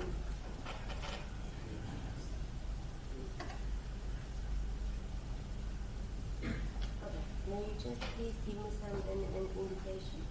The media may also speak up. Only once. Half past 1 year. Everyone in agreement say yes, everyone not in agreement be quiet. We're in agreement. Half past, sorry? Half past 1 will be Okay, fine. check it right now for half past 1. Suitable for everyone? Going.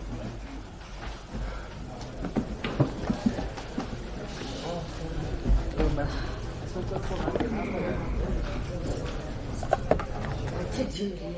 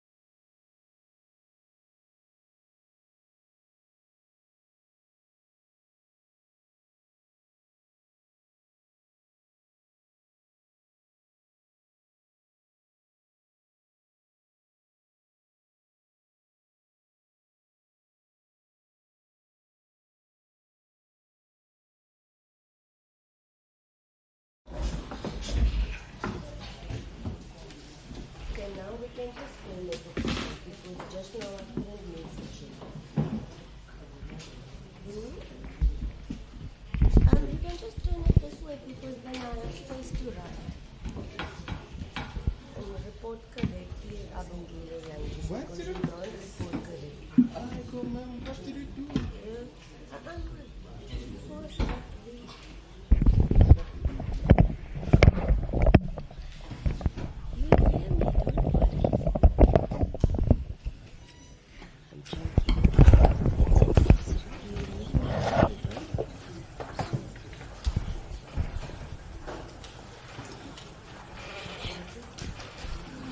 Don't want to put one line also.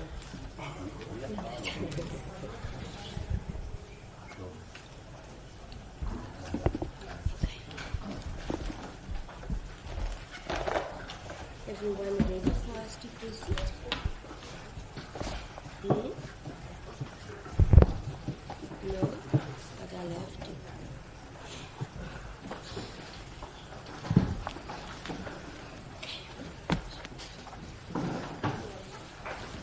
Thank you. Sorry, I don't know if I'm too soft or is everyone ready for us to proceed? I'm ready. Thank you. Advocate Lois, thank you. The witness, on resumption then, you are reminded you are still under oath in this matter Yes, Your Worship. and that the state will then continue now with cross-examination. Yes, Your Worship. Thank you. I think we are clear on where you stopped during your cross-examination, Advocate Caesar. Yes, Your Worship, thank you. Thank you.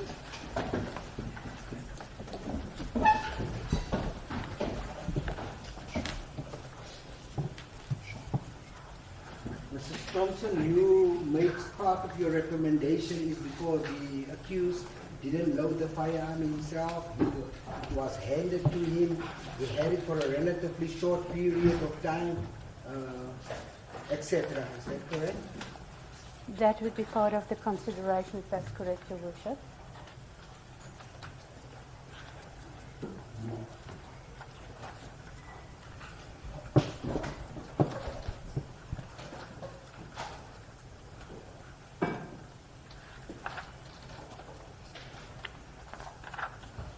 I'm going to refer to you on page 11 of my notes, the notes that I have with me in respect of a particular case, State versus Asma.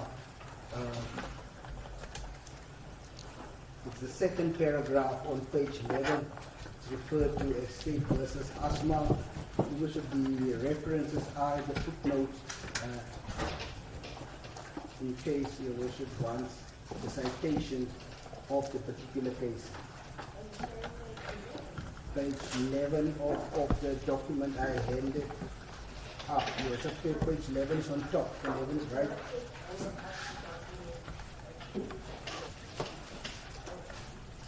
I did ask the court order to hand your worship a copy. I was going to use this during arguments, say page 11, the second.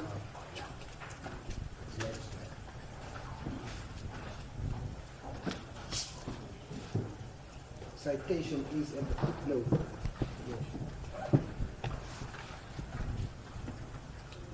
State versus Asma. I'm going to tell you, the Supreme Court of Appeal referred with the approval to Marikani when it imposed an 8-year sentence for the possession of a fully automatic firearm, which also resorts under the minimum sentence regime. Chongwe found that the minimum sentence was shockingly harsh. He was sentenced to 15 years. Shockingly harsh, and I'm going to tell you now why he found that, because of the facts of this particular case. He found that the minimum sentence was shockingly harsh and disproportionate considering the facts of this case. The unique facts of the case were that at the time when the rifle was found in the appellant's house, he had already been incarcerated. The rifle was not loaded. I want to pause there. The rifle was not loaded. It did not have any ammunition in it. And no ammunition was found. Further, it had not been used in the commission of the offenses for which he had been arrested. The appellant had failed to proffer a reasonable explanation for the possession, save for a bad in arm.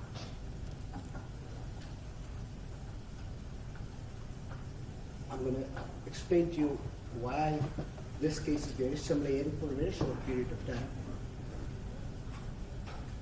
In this case, it was a fully automatic firearm because it was a rifle. This one was a semi-automatic rifle. But this one, in this case, had ammunition in it.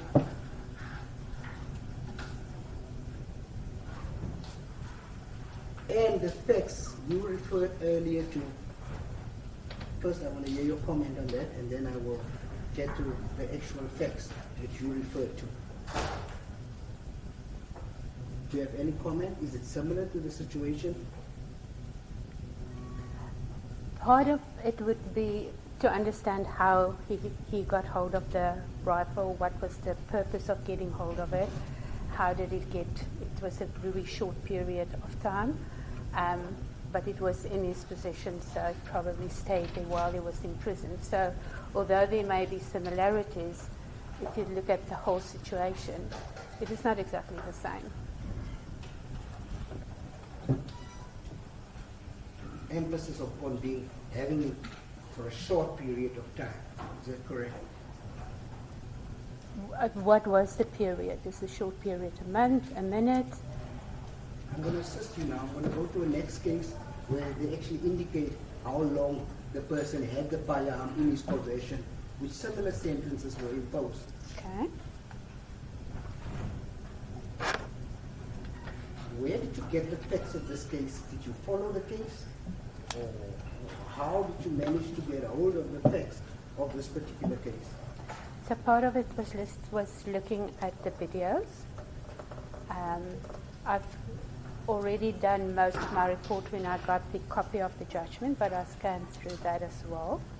But prior to that, I looked at the YouTube videos.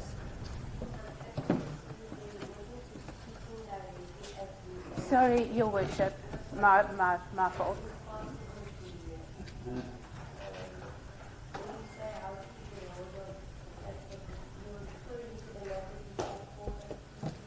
That is correct. I'm referring to this particular matter, this case that she specified.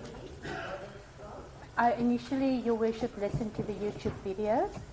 I was almost done with the report when I got the copy of the judgment, so I have really scanned through it, but most of it initially was through the looking at the YouTube videos.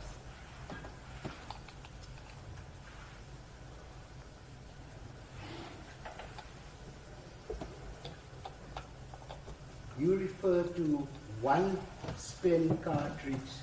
Are you referring, when you say one spent cartridge, are you referring to that he only fired one shot, or are you referring to the fact that he was convicted of that one? That was what he was charged of and convicted of.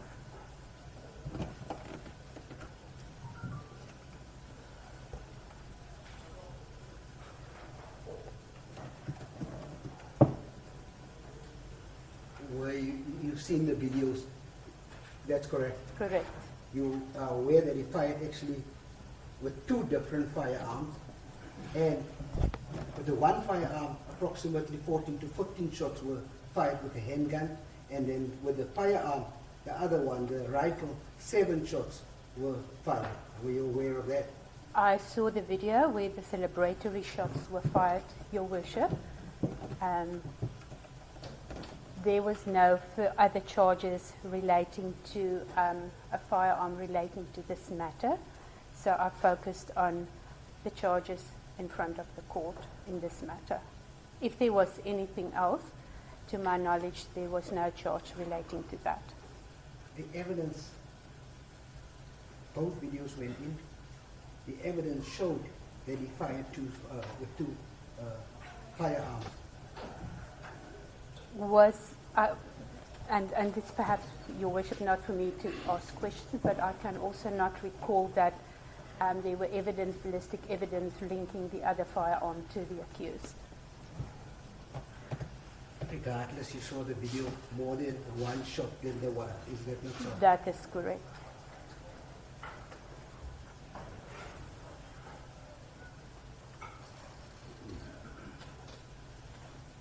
your report, did it only focus on the one shot that was fired, or did you look at the totality of the shots that were actually fired on the day in question? I considered that shots were fired for celebratory purposes and that it could have harmed people around the environment.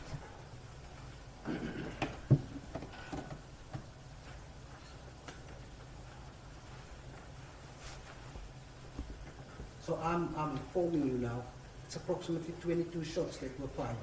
Would your report still have been the same, regardless of the number of shots that were fired? It would still be the same, considering the other factors, that there was no evidence further that that there were any harm done to property or people or any complaints from people around. If they were, it would have been different. That you noticed on the video that just prior to the accused, when he started the firing with a rifle, in fact, when he started firing with a handgun, there were 7 people standing there in the direction that he was firing to, and they were running away, or despite him disputing that. Your Worship, the video wasn't very clear. I haven't noticed that.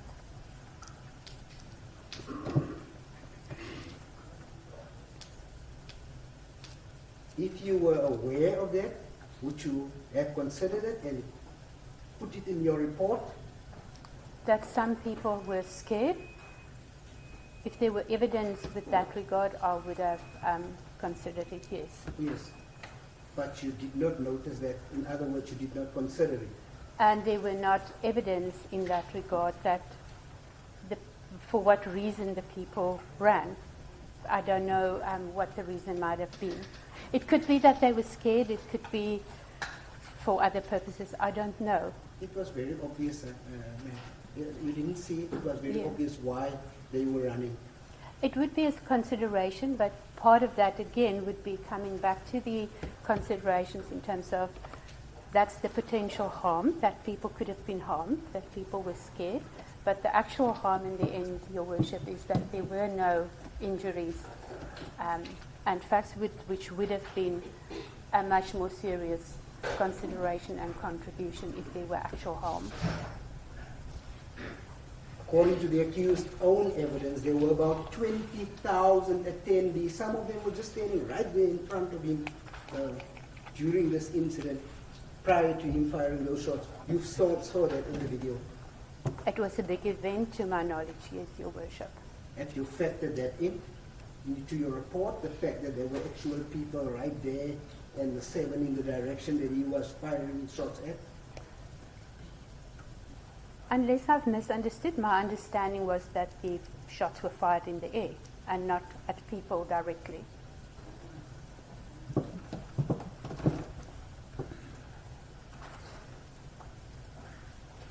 I'm no ballistic expert, but the expert did testify what goes up must come down. Correct, Your Worship, but there is a difference between firing in the air and it comes down. The potential is still there, the risk is still there that it can cause damage, it can cost life. But the risk is different when I fire and it is going in the direction of someone. I've just said to you, there were 7 people standing towards the direction, despite him firing in the air or not, towards the direction that he fired the shots in. Your Worship, my understanding of the direction is, do I fire it directed at the people, or is it even I'm directing at Your Worship, but it's still fired into the air? And if there were ballistic experts indicating the come down would have been on those people, it might have been different, but the fact of the matter remains, whether it is the people in the stadium or whether it's the people of the neighborhood, when it comes down, people could have been hurt and people could have been killed, and that remains serious.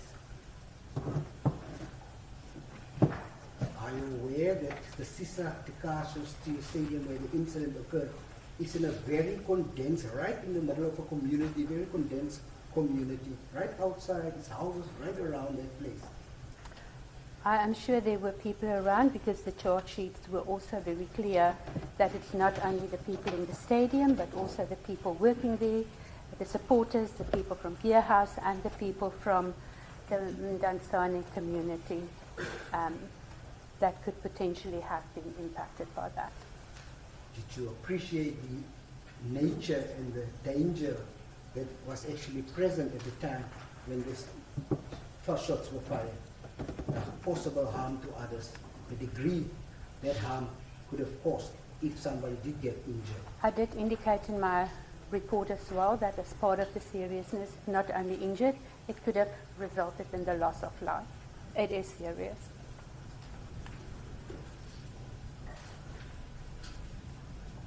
So no thanks to the accused. That it's fortunate that nobody died. I agree, it is fortunate that nobody died.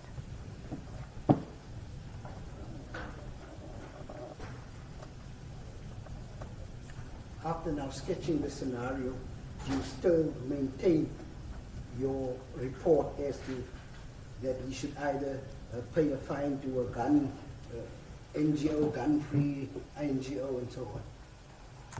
Your Worship, when I look at the scenario and the charges collectively, the accused acted negligently and didn't consider the risks, as was stated. There were no harm done. If there were harm done, yes, I would have considered it differently, because the potential harm was there, but no harm at the end materialized. The act was still negligent in causing the potential harm. Negligent or reckless? Reckless as well, both the charges state that.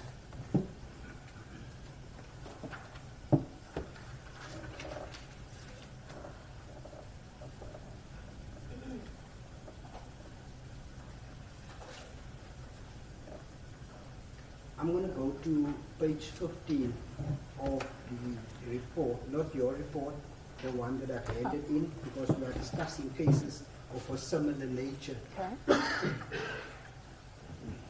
I'm going to start reading from paragraph 2 of the document, page 15, Your Worship. It's referred to as the Swartz case, if the reference is there. At the footnote, the appellant was convicted on 2 counts of the unlawful possession of a semi-automatic firearm. The court confirmed the minimum sentence of 15 years on one of the counts, in view of the fact that the appellant had offered a denial of possession, which denial was found to be false, and furthermore, that no mitigating circumstances in relation to his possession could be inferred. The court held that there was nothing to place, the court held that there was nothing to place his unlawful possession of the firearm in a less heinous light than that which motivated the lawmaker to lay down the minimum 15-year sentence. However, on further count of the unlawful possession of the semi-automatic firearm, the appeal against the minimum sentence imposed was upheld and replaced with a sentence of 7 years imprisonment. In this regard, the court held that the state accepted the appellant's version to the effect that he cautiously came across the firearm in a rubbish dump and was apprehended the same day. The appellant's decision to take the firearm into his possession could be regarded as having been made on the spur of the moment. Spur of the moment. Furthermore, it found that the appellant did not have the firearm in his possession for a very long time before he was apprehended. The court held that the circumstances of the crime were such as to make a sentence of 15 years in prison disproportionate. In other words, he got 8 years. Also had a firearm in a very short period, semi-automatic firearm. He didn't use it in any offense, and so on. And the other count? The other count was, one was upheld, one was set aside. So Were there two firearms? I'm just trying to understand Yes. the context of There were the two whole of firearms. the... The one who was sentenced to 15 years. One of the firearms were reduced. The one that he actually found in the rubbish dump. So it was a spur of the moment decision by him. It wasn't that he hadn't had it for a long period of time. Still, he got an 8 years direct imprisonment. This case, the accused also did not have the firearm for a long period of time. It's very brief. It doesn't change the fact that he was still sentenced to a direct imprisonment. What do you have to say about that? Your Worship, what I hear is, again, different circumstances, although it was also not for a long period of time. It was, I wouldn't know why the reason is why it was picked up in the spur of the moment time, but I also hear that it was not the only firearm that was possessed illegally, which makes it different, and the use. I'm not sure whether the other firearm was used, but in combination, it is always good to look at it in the circumstances in total. But I hear what was said. But for me, the circumstances, again, are different.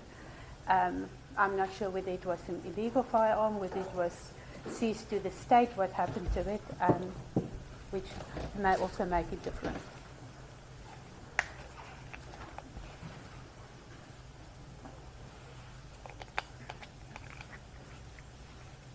Did you come across any case where, like such as this, in the firearm-related case, possession of firearm, where an accused was not sentenced to direct imprisonment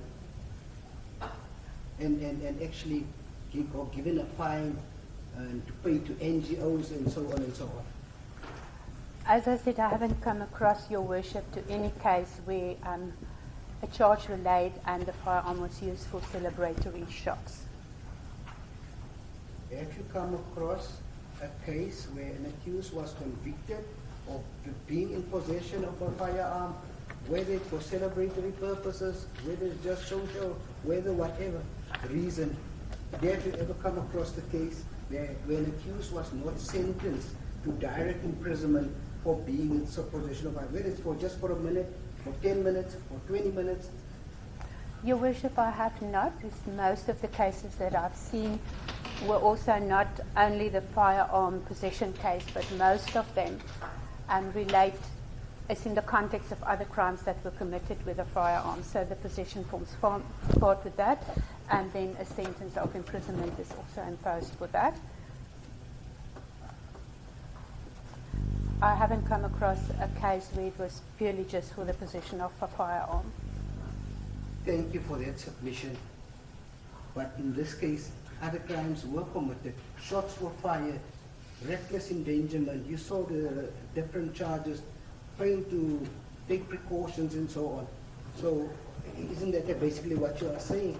So, Your Worship, if I refer to other crimes committed, I refer to, and some of the cases they may have taken it on the spur of the moment, but it is usually taken for the purpose of committing other crimes. And when I commit other crimes, it's violent crimes like murder, robbery, and in that context, you get the sentences being imposed. But I couldn't find a case where it was done and imposed outside of that context. So the point I'm trying to make, how would that be fair to these accused that I don't want to go through all the cases. I just want to go to those who are closely related to the accused. How would this be fair to the other accused who have been these sentences being imposed, but in this particular instance, because the accused Stanley, he must now get the recommendation that he pays to NGOs and so. Your Worship, the recommendation is not because of the accused standing. The recommendation is because of the very particular case that is different, where there were no other crimes committed in the sense of violent crimes. There is indications, I've mentioned it in my report, where part of the motivation to bring in minimum sentences for firearm-related things as well is because of the concerns with regards to the violent crimes committed with firearms obtained illegally. This is different from those matters. How? There was no intent to obtain the firearm illegally, obtain it from, and if I say obtain illegally, Your Worship, the accused didn't go out to get a firearm that is either stolen or licensed or unlicensed, keep it with the intent to go and commit murder or robbery or any other crime, as is in many of those cases that are stated. It's different in that context. This evidence was to the effect that this was a pre-planned idea that this will be happening at the stadium. The planning was at the stadium. The planning was not to commit an offence with the firearm. There was negligence in not considering the impact of that and the possible impact of those people, whether then from him or his people. But it wasn't done with the intent to keep it and to go and commit the violent crimes which inspired the extension of the minimum sentences regime to automatic and semi-automatic firearms. I disagree with you, Ms. Thompson, with that sentiment, because he did commit other offences. Like I pointed out, he's been charged for those and he's been convicted of that. I do not deny it, Your Worship. I have made reference to violent crimes in the context of the minimum sentences regime.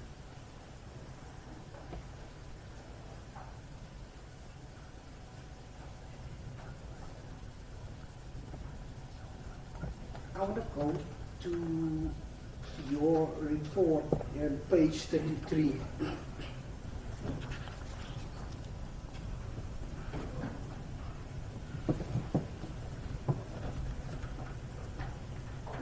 I'm going to go to paragraph 87 on your report, where you say, although not part of the sentence, any form of pain or discomfort an offender suffers as a result of committing a crime can be seen as punishment and moral retribution. Following is noted. A lapse of more than 7 years between the commission of the offense, the conviction, and all that. Mm-hmm. You are referring now. I just want to point out to you, those gentlemen, the cases that I referred to you, they have committed the crime and they are doing, or they do the time. So now you're saying because the trial was delayed, and do you know the causes of that delay in the 7-year period? I do not know all the causes of the delay, no, Your Worship. Let me tell you, the accused wasn't immediately charged after the commission of the offense. There was an investigation that took place for a long period of time. The accused was sent with a summons. I'm not sure when was his first appearance. I speak under correction. I think it's in 2020. I just need to have a look at the charge sheet, 2021. But during those periods, it was COVID. So the cases couldn't really proceed. It only started after COVID eased a bit up. And the trial has been running ever since. The reasons for the delay is that we are not always all available at the time, especially counsel is busy, very busy. So how did that factor into the fact that you are saying it's a 7-year delay, whereas it's not really a 7-year delay, as I just explained to you? Let me just see how I worded it.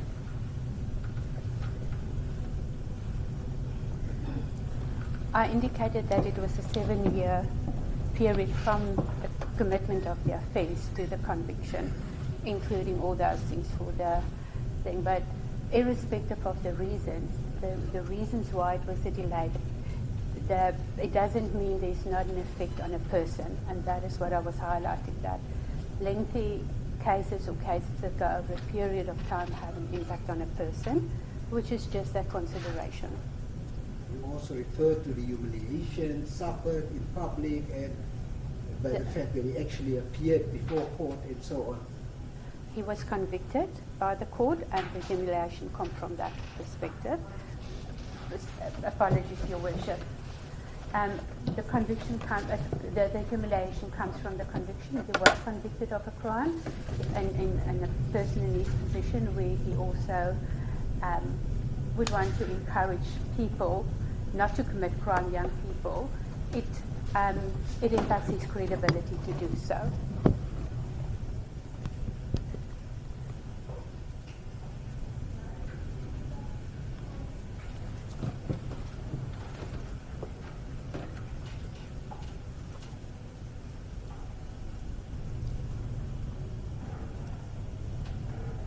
Did you take into consideration the fact that he was actually the author of his own misfortune the moment he decided to take that firearm and fire those shots? In fact, firearms and fire those shots. He was the author of his own misfortune, so how must that now be beneficial to him? How must he benefit from that? Your Worship, and that's exactly why I have mentioned that it is as a consequence of that action that you take that certain things happen that impacts you. It may not have been intended, but and that is the moral retribution. It is a consequence of your own actions. It doesn't deny the fact that there were an impact on a person, and that would go for any other person in a matter that one would consider as to what was the outcome, the combination of the circumstances, looking at the person and the case.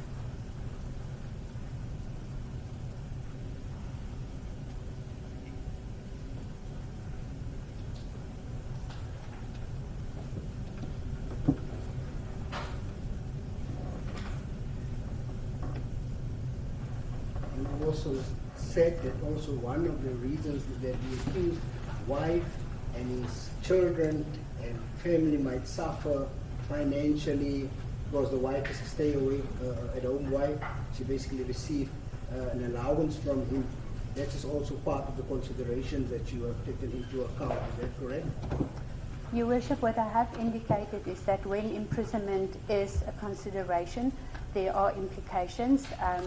When we remove someone from society, it has a ripple effect not only on the family and immediate people, but also on society. And it is part of the personal circumstances of the accused that is considered in the trial of sin. He does reside in Sainton, is that correct? That is correct. Have you ascertained his financial incomes, where it comes from, and how is he able to support, apart from his 1 point salary? I don't want to mention a specific amount. 1.5 million. Your Worship, I did not. If it was a case for fraud, there would have been a much stronger focus on assessing the finances and how these work. Irrespective of the financial status, he currently earns a regular income, and when that is removed, I didn't say they would be homeless or anything like that. The reality is that when an income earning person is removed from the family, it has an impact on the family. Do you know where he got the 200,000 as a donation to his school? Apologies? I think you said in your report he donated 200,000 to his former high school and so on. Did you establish where that money came from? How was he able to? Your Worship, it was not to his school. It was to a NGO, a society working with children, that he made the donation. And looking at, in the beginning of my report, I also indicated when I delve into certain things, it looks at how is it related to the case, the finances, how it would be related. So on a matter of confidentiality, if I explore everything that is out there, which is not really that relevant to the case, it goes on to soliciting information that is not really needed for what I want to do, which would be not a correct way to go. should you not have, because there's now, in this instance, there's a real possibility that the accused might go to prison for a quite substantial number of years. So should you not have investigated that issue, since you have brought the family needs and so on into the occasion? Your Worship, that is the consequence of imprisonment for any person that gets sentenced to prison, that there is an impact on the family. For some it would be worse and for some it would be others. And the important fact is to highlight that there is an income loss and there is a possible impact on the family from that perspective.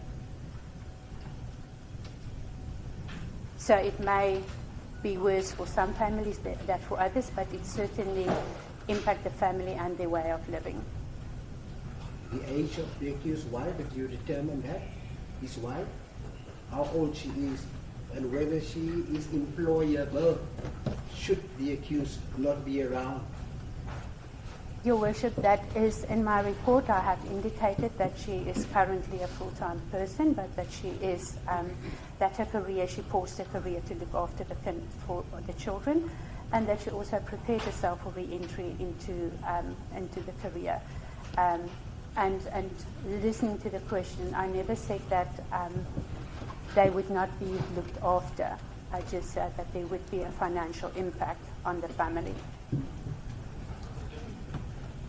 Why did you not say that they will not be looked after? What do you mean by that statement? I need you to clarify that. So, coming back to what I said previously, Your Worship, depending on the family and their circumstances, the impact financially on certain families may be more devastating than on other families. But there is no situation where there is no impact if a person who is the main financial provider at the time is removed from the family.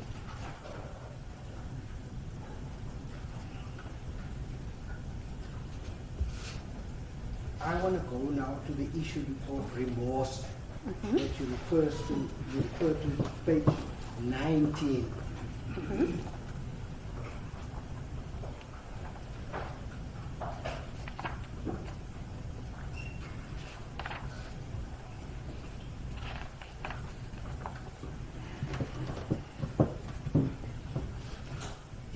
Is it correct that the accused is not remorseful for his actions? He's not being taken, he has not taken responsibility for his actions. What I want to put you is remorseful that he got caught on camera. Your Worship, I did not say that the accused is remorseful. I indicated that he maintains his innocence, which is often seen as an absence of remorse. What he does regret though, is the consequence and the outcome of the situation that people see, may see that he encouraged reckless use of firearms. But I didn't indicate at all that he said he's remorseful for what he did. He regrets the consequences. Yes. And there's also a difference between regret and remorseful.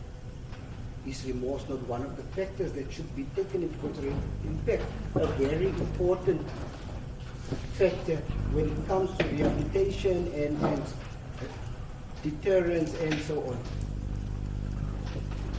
So, Your Worship, when it comes to remorse, and it is usually not, when a person is remorseful, it is considered a mitigating factor. When a person pleads not guilty and because of that is not remorseful, that is not necessarily an aggravating factor. But when it comes to the link between remorse and rehabilitation, it is, from my experience of working with offenders, specifically people serving custodial sentences, it is not correct to say that the lack of remorse by pleading not guilty at sentence is an indication that a person cannot be rehabilitated.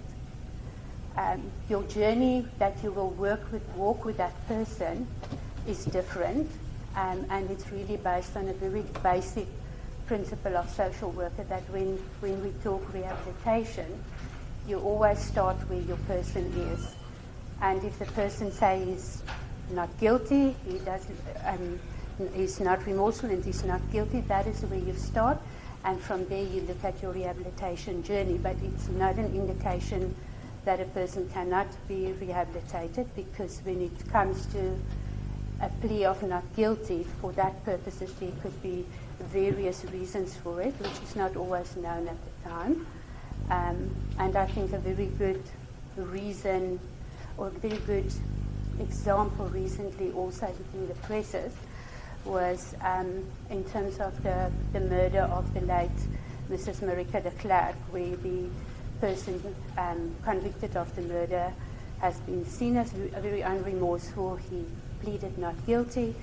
Later, as of recent, there were indications in the press where he came to the court to say he actually did do it after denying what was the reason for not guilty. And that is part of a journey. So it doesn't mean a person cannot come to that insight. It doesn't mean a person cannot be rehabilitated. He said he was embarrassed because he and Mr. Klerk were so close. She really, really liked him, apart from the other security guards. That's why he felt so embarrassed. That's the reason why he said he didn't want to admit to that. Correct. But to my point, Your Worship, is that there are various reasons why it could be. And at the time, if one would have spoken to him, he would also not have mentioned that. He would have denied his guilt, and there are very different reasons. And when it comes to, the point is again, when it comes to rehabilitation, the fact that a person does not accept responsibility, does not admit guilt, does not mean a person cannot be rehabilitated. Although in the matter of this accused, I have indicated that rehabilitation wouldn't be a primary focus. In this case? In this case. In this case, the accused was caught. You looked at that video. You saw it. Yet, he's still denying it. Correct. Correct, Your Worship. So for what you've seen, those shots were indeed fired, correct? That is correct. I do not deny the court's verdict and that the accused is guilty. What I am saying, looking at all the circumstances, when I look at rehabilitation, that would not be a main consideration in terms of sentencing.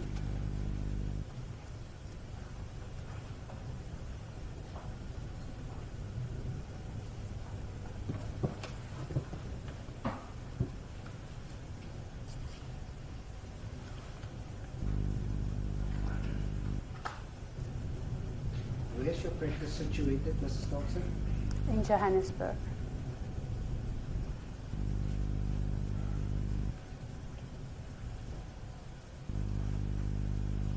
How many consultations did you have with the accused prior to you compiling this report? As indicated in my report, Your Worship, I had 3.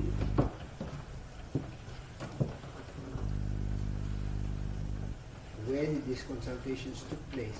The first consultation was at my office. I arranged a consultation at my office. The second consultation was at the offices of the EFF. And the third consultation was at his home in Polokwane. The first consultation, how long did that take?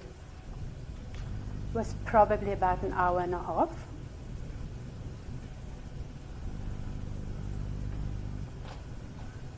Would you consider that enough time to make a proper assessment of the character of the person that you have seen before you, especially in the light that he was basically a stranger to you? Your Worship, when we do these assessments, it's a combination of sources that you put together.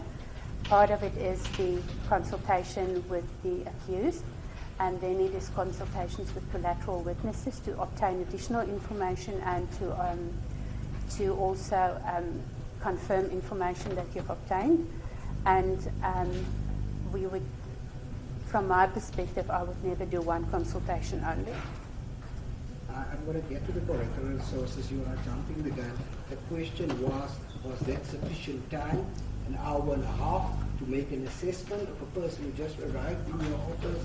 Basically, both of you are strangers to one another. and he knew exactly why he was there, that you had to draft a report, hoping probably that you'll draft a favorable report. The question is, was that sufficient and adequate time?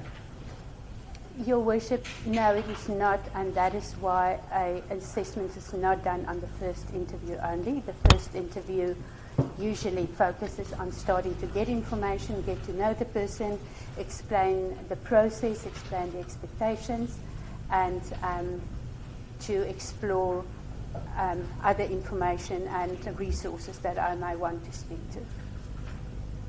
So basically just getting a little bit of background, like when you go to the psychiatrist's office, basically they want to know who are you, where are you coming from. Is that? No, it is a very structured approach in terms of what information you are looking for when you start, and then in the subsequent interviews, obviously you test information, you build it, you get all the bits and pieces of the information. Please share. You said structured approach. We don't know what that approach is. Can you explain that? So the structured approach would be to determine beforehand what is the information that you would want to have and what you would want to obtain in the first interview. It's to sort of get Your Worship.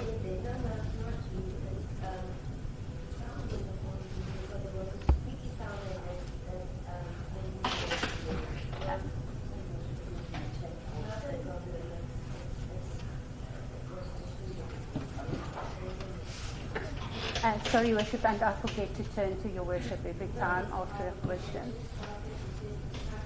The structured approach is really to have a layout as to what is the information that I would require at the end to do my report, and what should happen in the first instance, because it is important that the person know what is expected, how the approach will work, and what information I will have, and whether there are other people I would want to speak to. And then in terms of the approach, it is done through questions, but not questions in the sense of interrogating a person. It is really a discussion around that questions that generate discussion to get information, but also get an idea of how this person operates, who he is. In this instance, what happened? Because you are now describing the general practice. In this instance, what was your aim? What did you do with the first consultation? My aim was to explain to the person the process.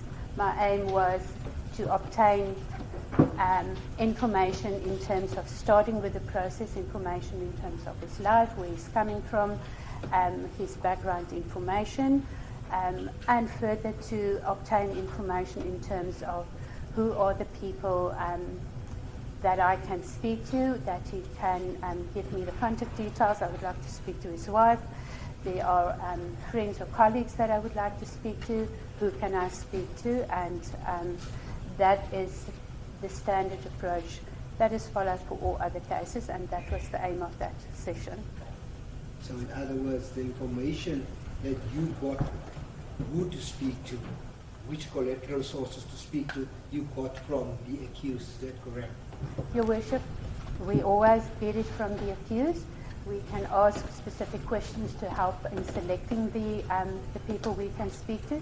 Because it needs to be people that is familiar with the accused, that know the accused, that would be able to answer and speak to the questions that we may have. Yes, so we always do that with the input from the accused.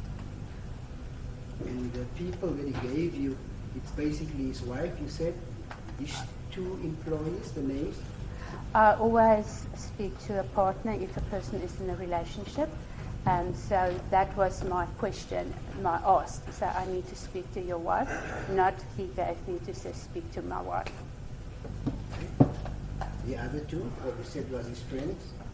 There were two that were friends, that know the family quite well, that also grew up with him from, so they're coming from the same environment where they grew up, who's known him since childhood.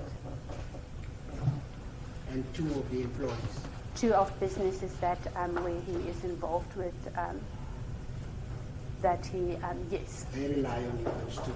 Those two people actually, I met with my visit to Polokwane. He didn't necessarily give me the names, but because I met him, I also used the opportunity to have a discussion with him to obtain information, to check information, and to verify some of my information. So, no, the names didn't actually come directly from him. It was an opportunity that arises. Yes, but they are employed basically for buying, right? They work with the businesses, yes. Yes.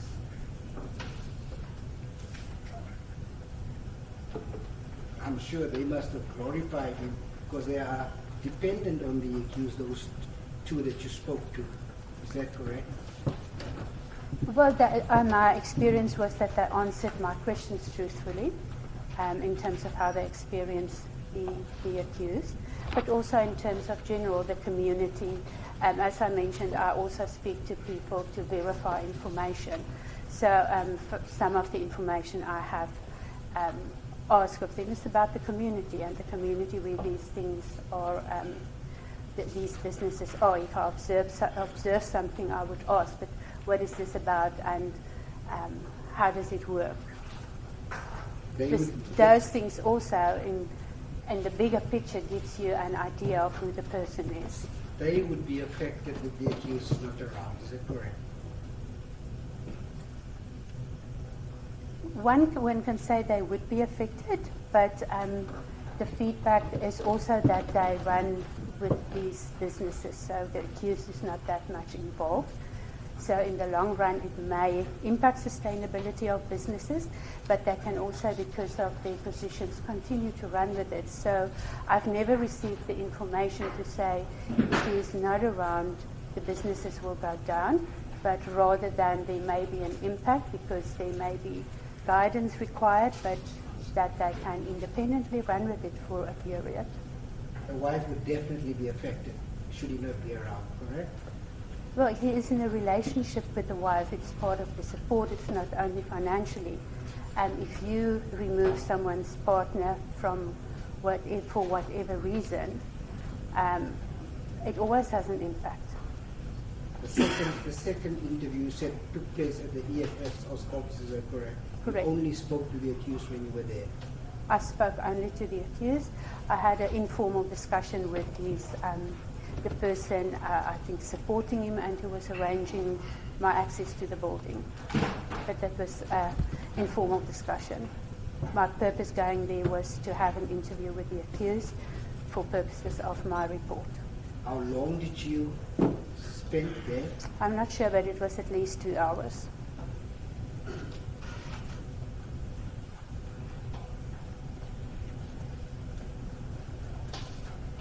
The last one, how long did you spend with the accused? Probably at least an hour.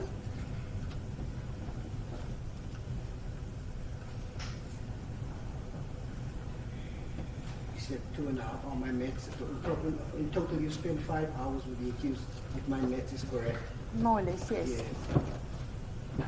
You think that is adequate time to make a proper assessment of the individual that you, and I'm not talking about constant 5 hours, as you've explained, it's an hour and a half, it's 2 hours now, it's an hour.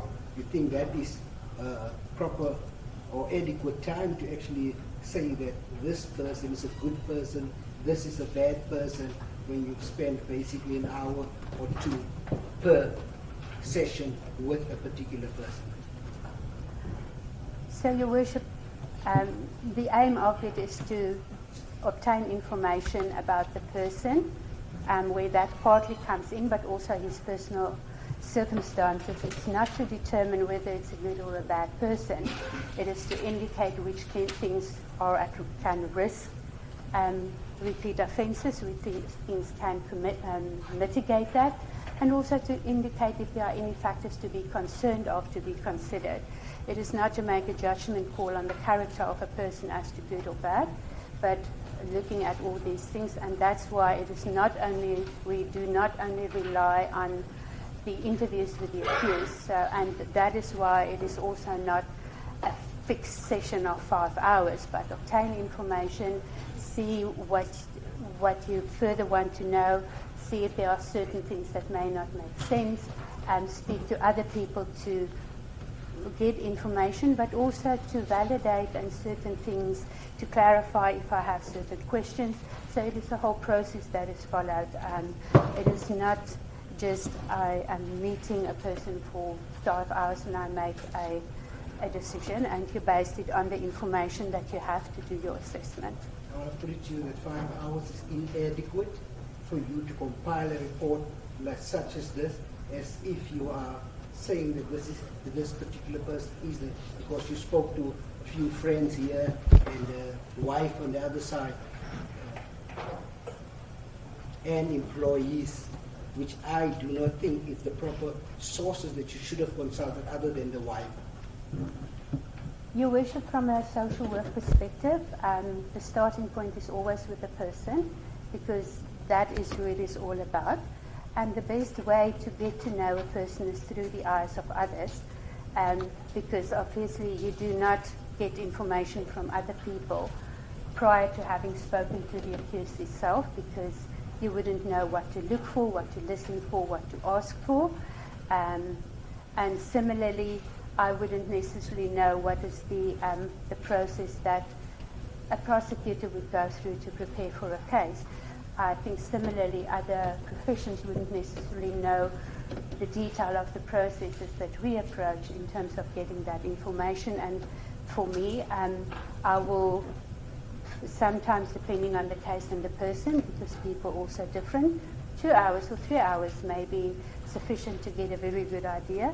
For other people, a longer time may be required.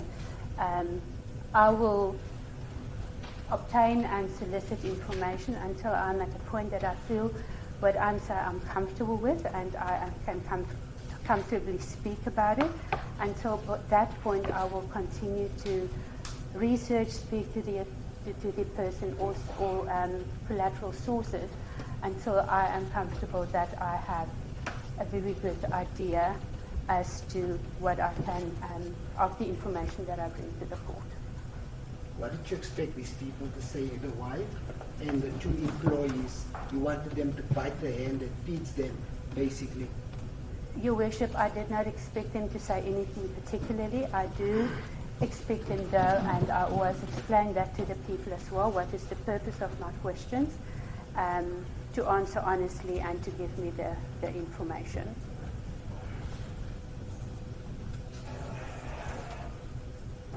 I'm about to finish. You also referenced the issue about the cross-examination. I'm not sure what was your specific wording regarding his cross-examination, how he conducted himself.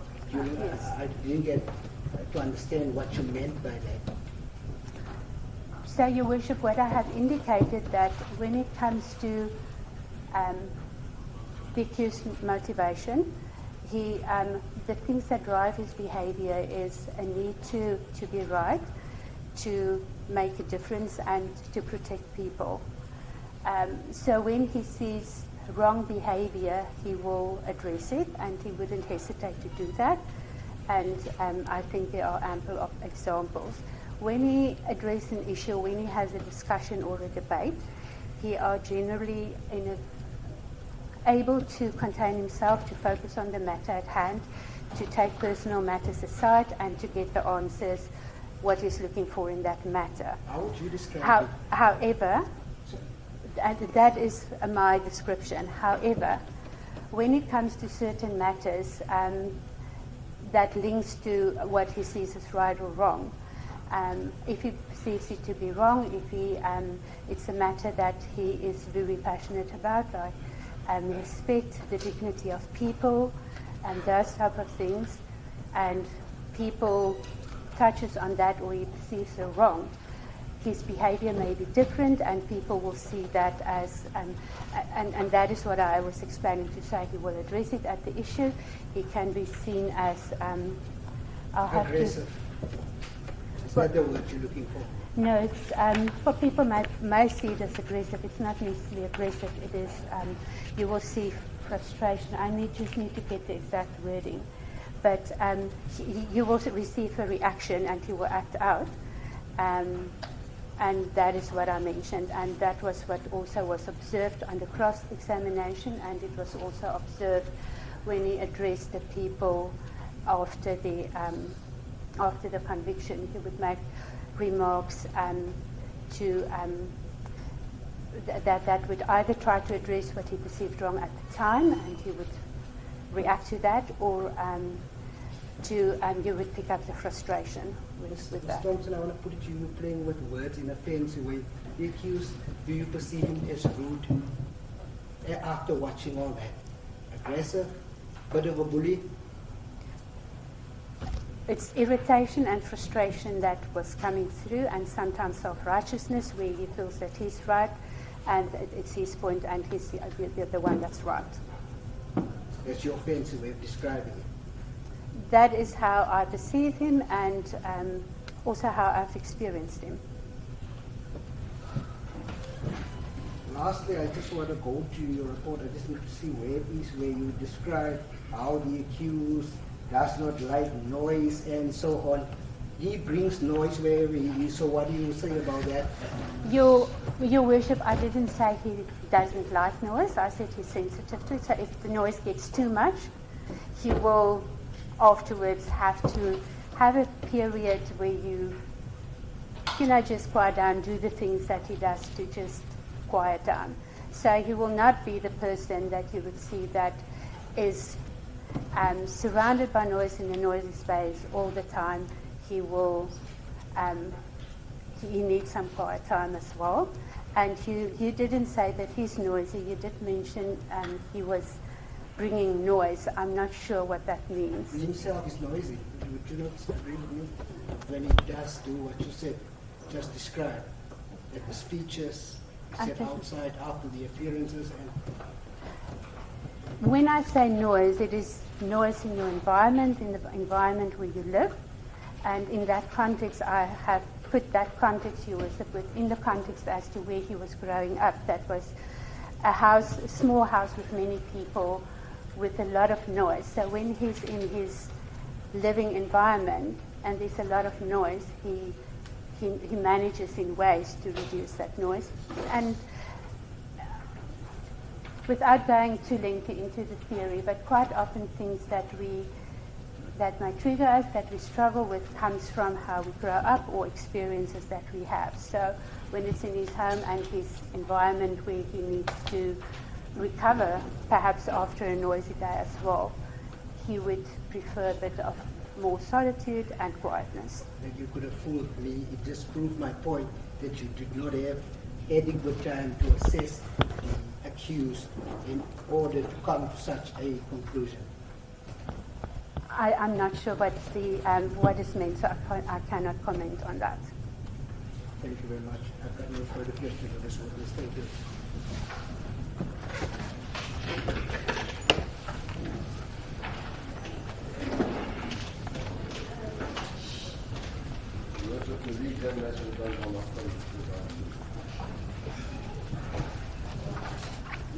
The re-examination by Mr. Malema. Thank you, my lady, and thank you for the opportunity. You had as a child took over 7 years. It's day number 1 to me, and only 4 hours. So I still have a lot of catching up to do. The accused instructed me to acknowledge the members of parliament from different political parties, the traditional leaders, the religious leaders. Yes, it's helpful to always bring a junior along into a case.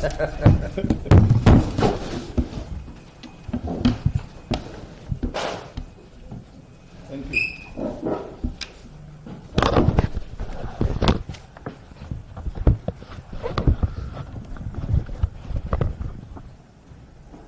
The students and the general members of the EFF and members of the public who are present in court. Perhaps that is where we should start in the re-examination, because your report references the impact of the accused, the positive impact to the general South African public, and the consequences of removing him from playing that positive role. You reference that in various parts of your report. Can you just expand on that? Because sometimes it gets missed in these accusations of Mr. Malema being noisy. Yes, Your Worship, that was part of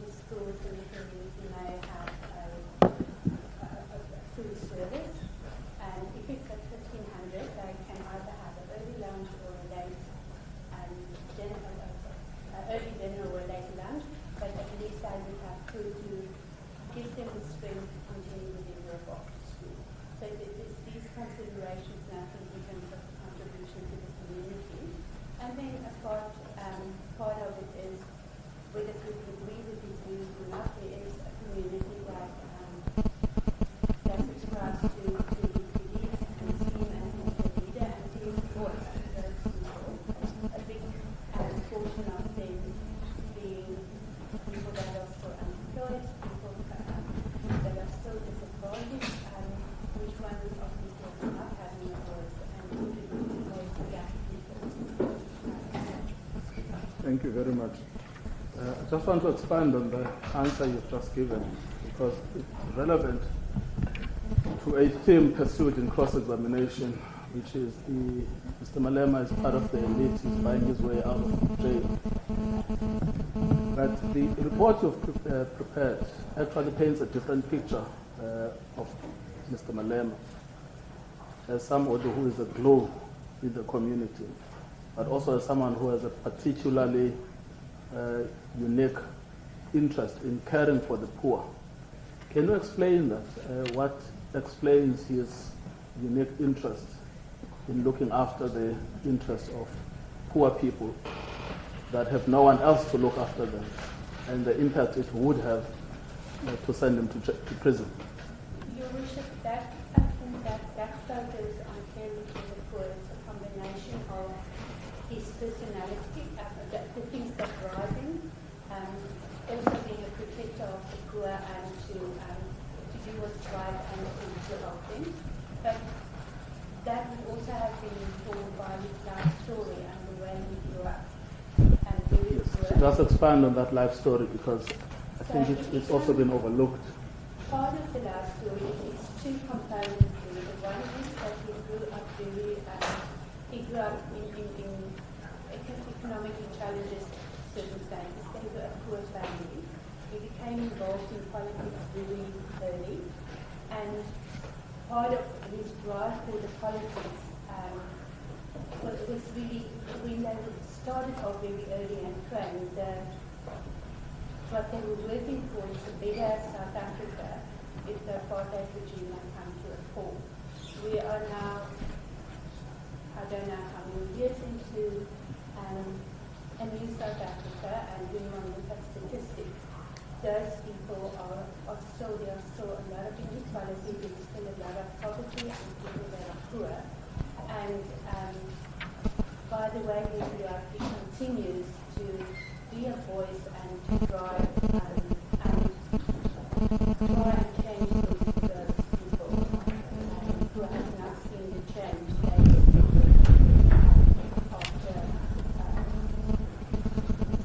We'll come to the second part, but just to deal with the first component where you said he grew up in economically challenged circumstances. Even that is sometimes difficult to understand what it means. But let me ask you just basic questions. Who raised him? So in terms of the, he was raised by his mother, also supported by his grandmother, who was a single parent. The family did not have means, so, and there were many people living in the house with limited means, so they had to share from a really early age the limited resources that were there. And where was his father? He doesn't know who his father is. His father has always been absent. I think his search for who the father is for asking the mother and the grandmother didn't give him an answer, so he still does not know who his father is and grew up with his father.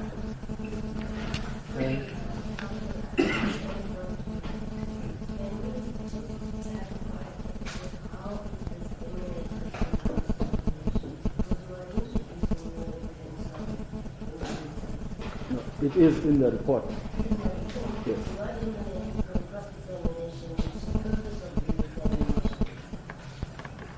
Well, my lady, it does emanate from the cross-examination because, especially the last questions that were asked about the personal traits and the personality character.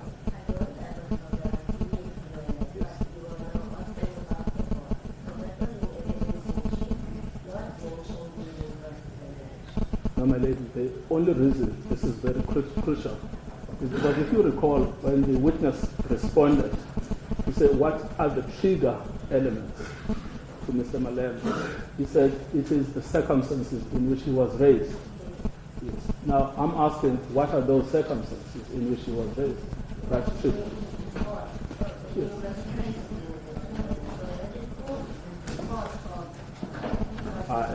I am totally happy to rephrase it as opposed to saying where it's, I'm not saying where it's his fault. I'm saying when he grew up, what were the circumstances of growing up? I'm very happy, my lady, to rephrase it that way. Can we then go back to this point?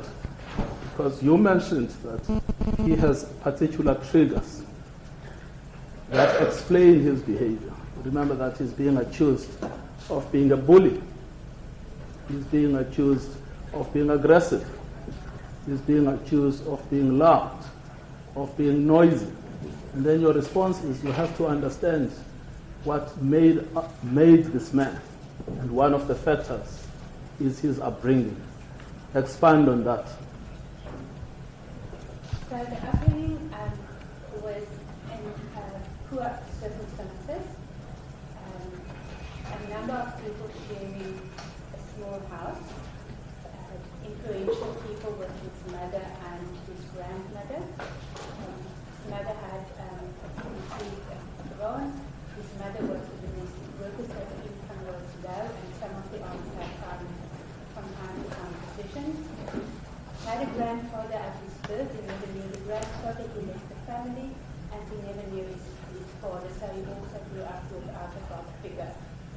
And very poor circumstances, and then at a really young age he became involved with the preaching with the young pioneers of the ABC, with a better future, different circumstances were envisioned should the apartheid regime come to an end.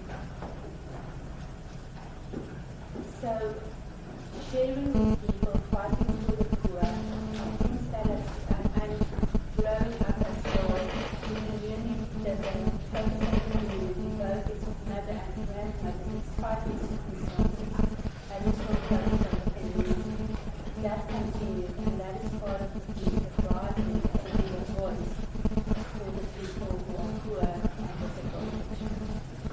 Thank you very much. You then said there is a second component, which is his aversion to perceived injustice. Can you just explain that, which also drives his behavior that people may perceive as aggressive? Part of that again comes partly to his personality profile, part of the upbringing. It is, and in terms of his profile, what drives him is looking at the world as a place where things are not always right and having to work to make the wrong right. And that drives a lot of things. And that is really to just give an understanding. I've also said in my report, this is useful coaching services to help people develop, understand where the behavior things come from. So it's really that need to make you wrong. And looking at this whole history, the changes he expected, the experiences he's had, when it comes to injustice, he will see it as a wrong. That wrong driving is right.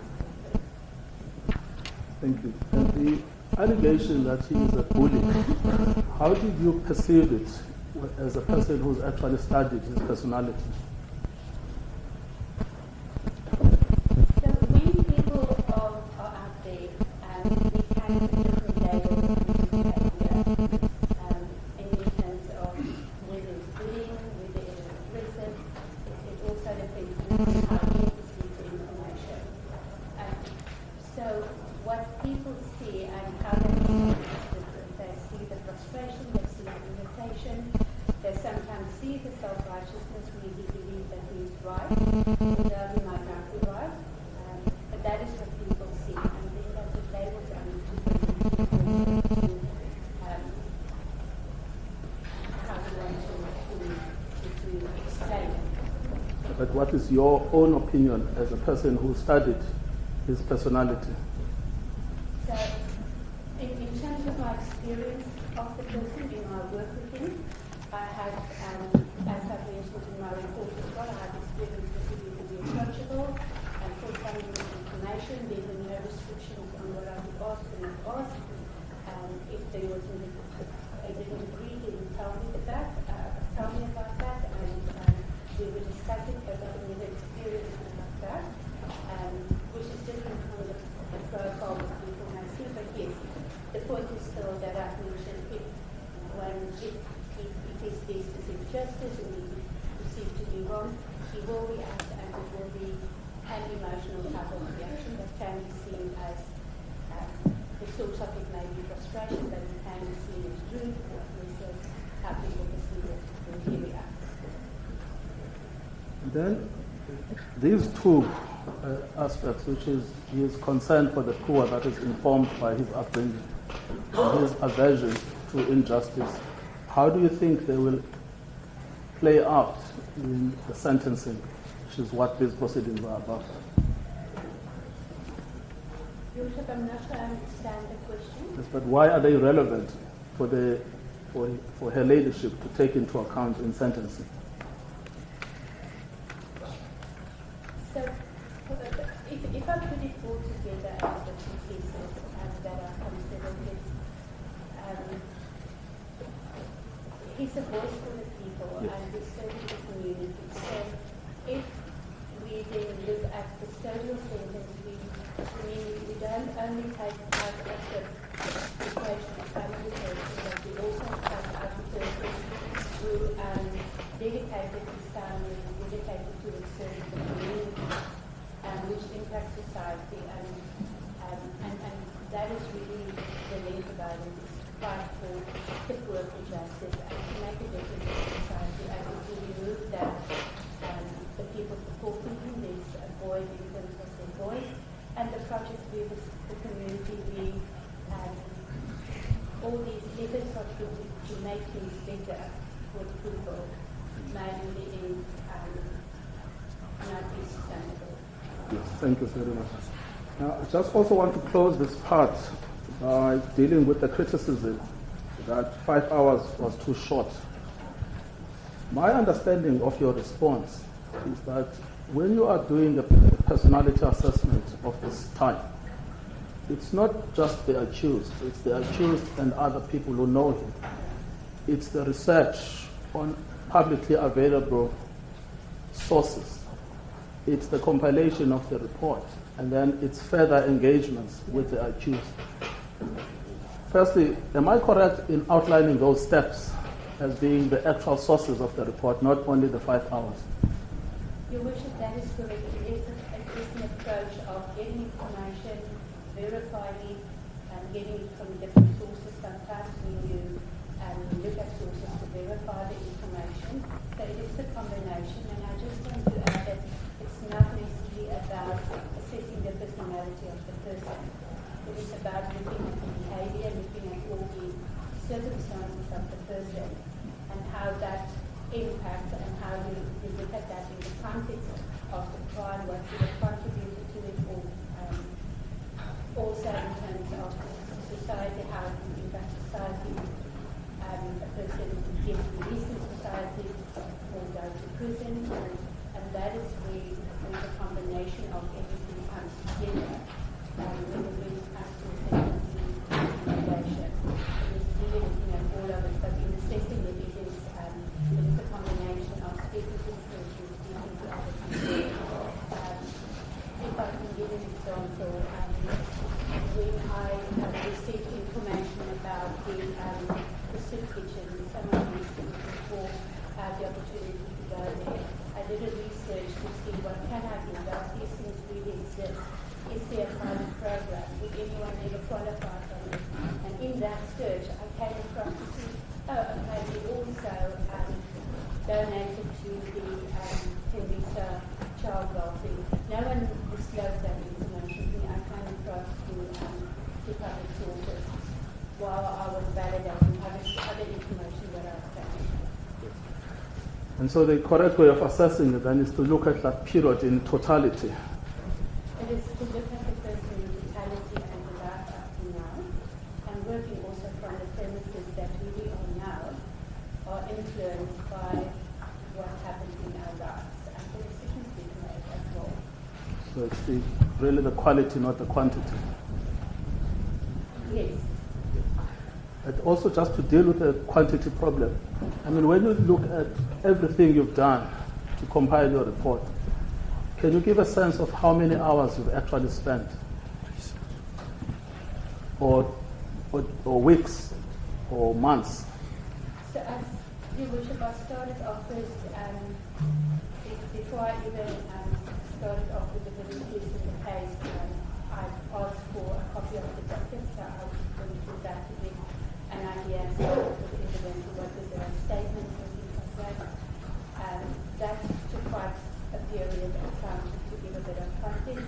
And then, because of the Julius profile,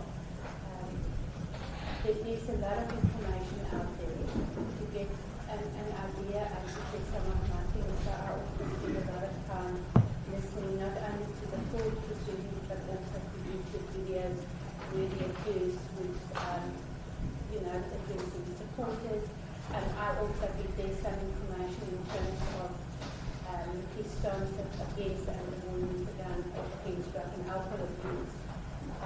From those type of information, I think this is something that has been told me. And if they have, I will all information to verify.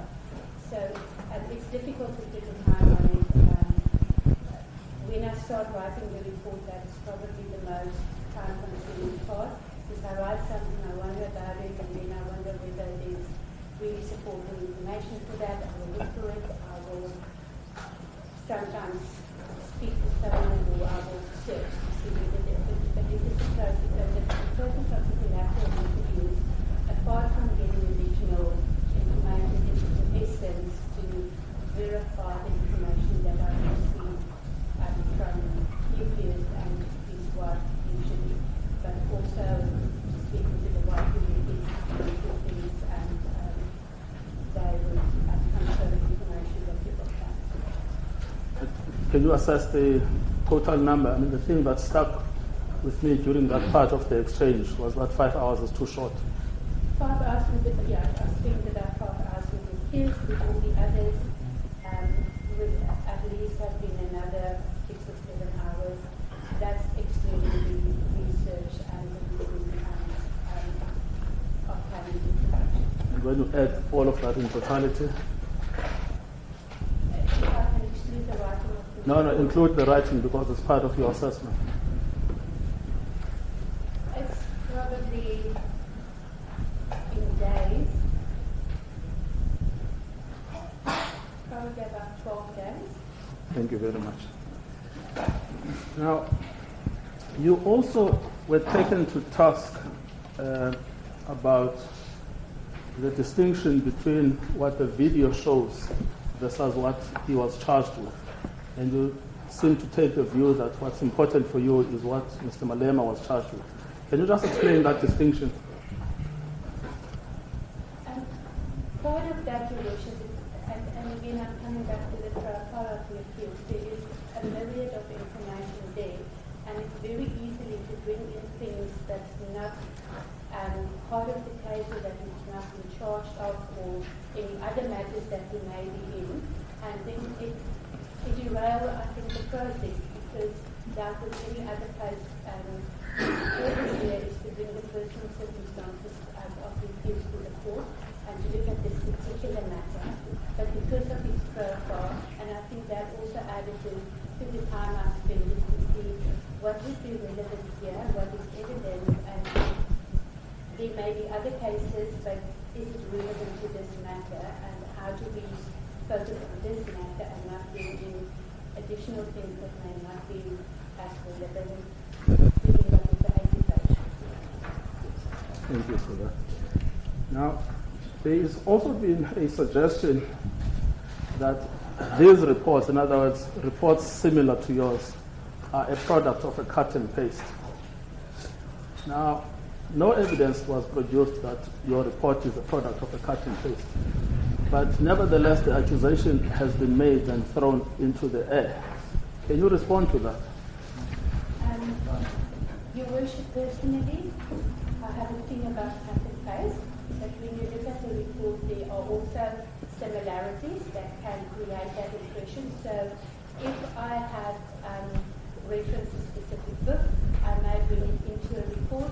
I may not necessarily do a cut and paste, but that you will see certain things in where it's relevant from one report to the other, where I've got theory or where a specific case, similar cases, and you refer to a case law, you may find those. But other than that, it is every person's story is unique, and you need to represent the uniqueness of every person's story.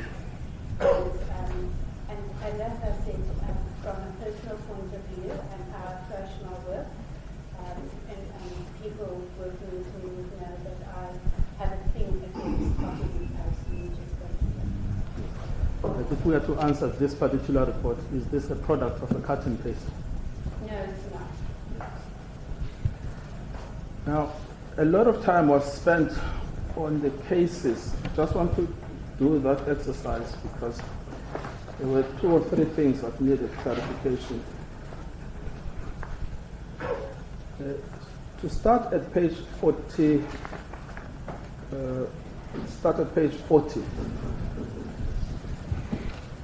of your report.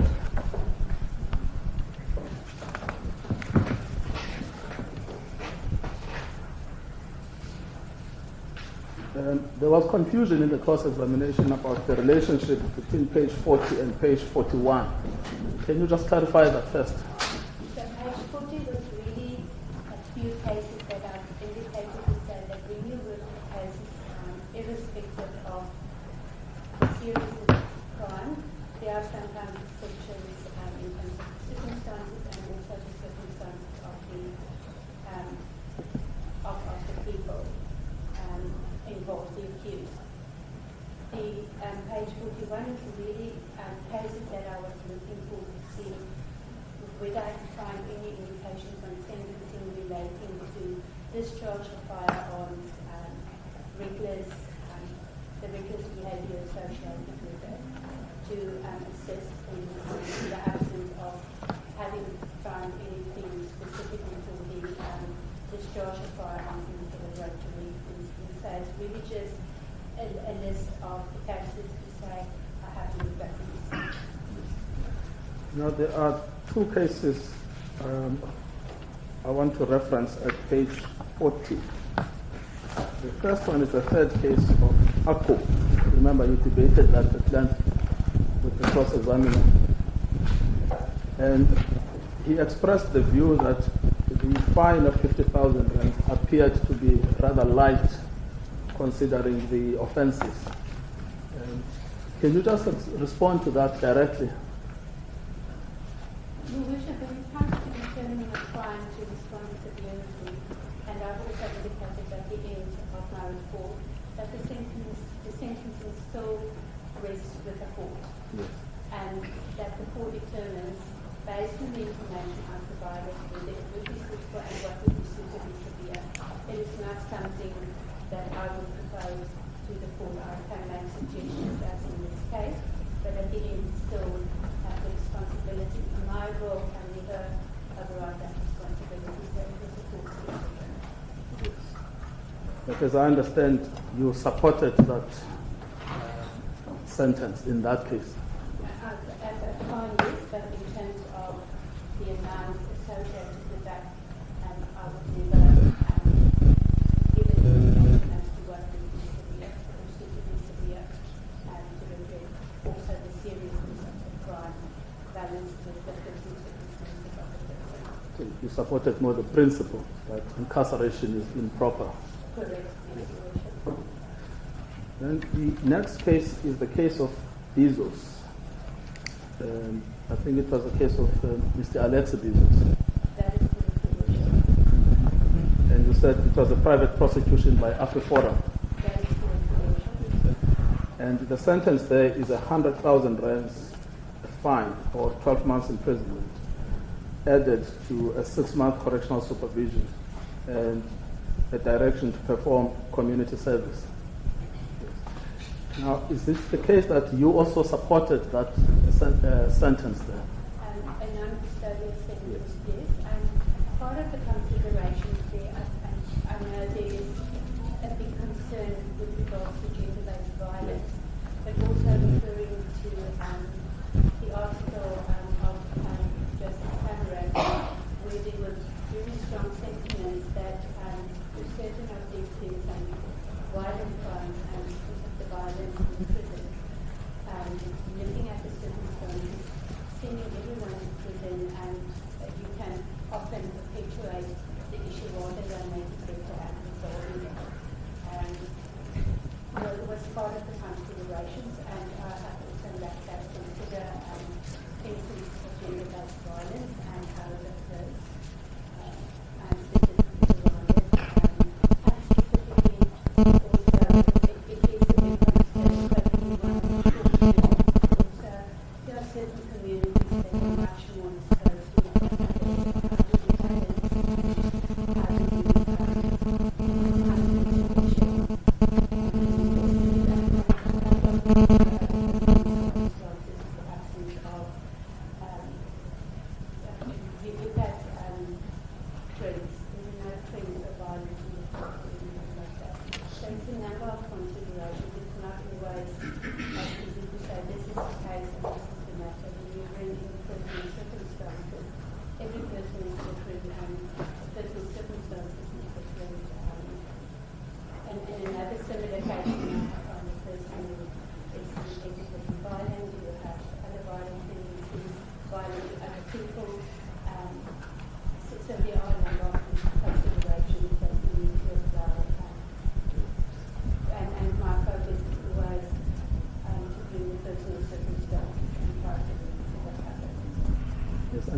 The Akub case is unique in this context because similarly to what we are dealing with, it's also about a negligent use of a firearm.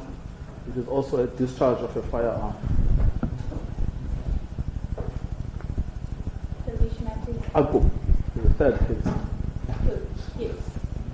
But the presiding officer in that case felt that a non-custodial sentence is appropriate. That is And similarly, in the Bezos matter, it is a GBV issue, which is a big public concern. But the presiding officer in that case also felt that a non-custodial sentence would be appropriate. that is correct. Now, you've explained what page 41 is doing, but I also want to do the same exercise in relation to that. So you clarified what that is doing there. It's similar cases or cases that. Yes. What do you mean by that? So if I look at the first one, although it was murder, it was also charged for reckless engaging in personal property, for which the offence was sentenced to 2 years imprisonment. It's not similar to this case, but it is a similar charge to another incident. And in that instance, the person was sentenced to 2 years imprisonment. And then perhaps the second and the third case, which I thought were probably the more on point here. Yes, so I think it's similar in the way that we look at discharge of the firearm in situations that could have injured people. The difference of it is that there's no indication that those firearms were possessed illegally. In relation to which case? The S versus Pistorius case? The Pistorius one is, and the one that was referenced in that other matter that was referred to. And that's which one? The third one? Yeah, the third one. Maybe, Your Worship, this case will be given to you in due course. The case of South African Human Rights Commission and another versus Malema and another. If there's a copy, yeah.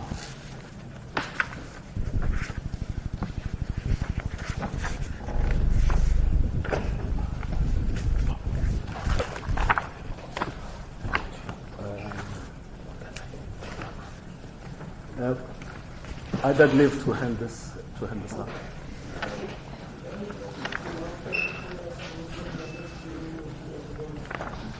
Yes. Perhaps the witness also doesn't have one. I should give. I will use the. Oh yes, one that. I think everyone has it. I would like you to just read paragraph 16 into the record of that judgment.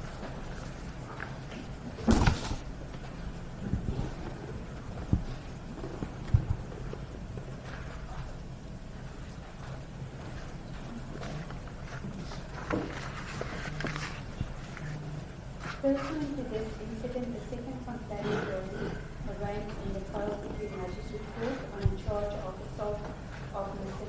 Bafana, and Mr. White Male was also charged with the assault and with the discharge of a firearm in public place, to which he pleaded guilty and was fined. After standing trial, the second complainant was found not guilty on 10 November 2020. Is that what you are referring to in your third column? That is correct.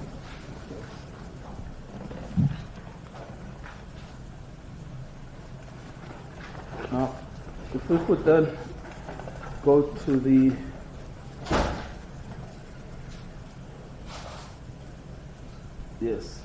I'll go to the other cases that are in this article. But before we do that, I just wanted to address this allegation that this whole point about a fine is tantamount to paying your way out of prison. That is the phrase that was used. The first difficulty, which perhaps you can address, is that a fine is part of the sentencing architecture of this country. It's in the legislation. That is correct, Your Worship. I have also indicated when I looked at the Firearms Control Act, these offences were all violations of certain sections of the Firearms Control Act that the Act provides for either a fine or imprisonment or both. But there is a second issue that I would like you to comment to respond to this phrase, paying your way out of prison, which is what impact does that actually have on particular biases against people that are perceived to occupy a certain level of status in society? is it the case now that merely because you charged a politician, a fine is inapplicable to them because they can afford to pay it? Your Worship, in responding to that cross question, I think that is what I was bringing across. Yes. That irrespective of your status, it is still the same thing. And yes, that is the need for the person to consider it needs to do it to get a higher perhaps. But I wouldn't think it would be a matter of the status of the person who would depend on whether you're eligible for a fine or not, but rather the legislative structure and personal circumstances and the impact of the matter, rather than the nature of the person. So would you say that Mr. Malema's standing as a member of parliament should be irrelevant to the question whether a fine is appropriate or not? I do believe it should be irrelevant. The consideration is still the impact that a custodial sentence would have depending on the nature of it. But it shouldn't be a consideration. It should be based on the impact that it would have on the unity of society and the residents of the country. There is also another aspect related to this, which is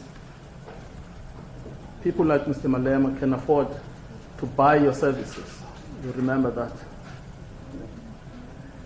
Now, could you just deal with that? Because it's left hanging, because there is a sense in which you are told people are buying your services, but when you want to disclose how much are they paying, you are told not to disclose it. And so the impression is created that you are a social worker for hire. But just deal with that, because it may leave a really bad impression. Your Worship, like any person, professional person who renders a service in their private capacity, you are paid for your service, and that gets contracted or indicated to a person upfront what it will cost, and that is what you pay for. When I have the initial discussions and the request to receive the report, I also set the boundaries and the rules for the way I render the services. And that is that at the end when my report is done, I'm happy to give factual information to these days, those type of things. But when it comes to my opinion, it is not negotiable, because I need to stand here in front of the court and speak from the conviction that this is my true belief, and I have taken the oath to say I will speak the truth and the whole truth, but nothing but the truth. And in that respect, that other people might differ from me, but it is not a service from hire or for hire. And if I understand correctly, when you can come to me to say, we have this case and we want this type of sentence, can you please do the report? It doesn't work like that. Yes. You see, the other reason I found that line strange, just give that record, that part, is because the fact that your services were requested was in fact raised by her ladyship herself after the conviction, where an offer was made to Mr. Malema that the court could arrange a professional of your services to provide exactly the same service. And now it's turned around and you are being criticized and Mr. Malema is being criticized. So I asked my learned leader to show me where this part was dealt with. It's on the 1st of October 2025, after the conviction judgment has been read, at page 38 of the transcript of that day, where Her Worship says, Advocate Hodes, may I just inquire on this pre-sentence aspect? Will you be following the normal route that is followed, or will you be using your own? Then he responds, our own, Your Worship, in private practice. And then the judge says, okay. Then Mr. Hodes says, the signal is bad, Your Worship, but I have attempted to get hold of Mr. Ina Thompson. So they've known about this long ago, who does reports regularly and is qualified with an LLB and a degree in social work. She does a lot of these reports. Then the judge says, the reason why I'm asking is merely so that the clerk of the court may know whether she should prepare a request for the normal route, but now that has been ruled out and the defense will do so on its own. So this is not a special favor to Mr. Malema. This is a normal route. Yes, Your Worship, when I was a co-responsible to check my availability, and I indicated that I'm available on that day, the only later told me that it was for the case. In your line of work, do you also do reports for victims of crime as opposed to perpetrators? I've never received a request, but where there is a victim, it's not society that will impact it, but there is a victim. I always reach out to the prosecutor in the case if there is not a victim impact report or a statement from the Department of Social Development. I always reach out to the prosecutor to ask whether they would be comfortable if I also include the impact on the victim within my report to give all the information about the report.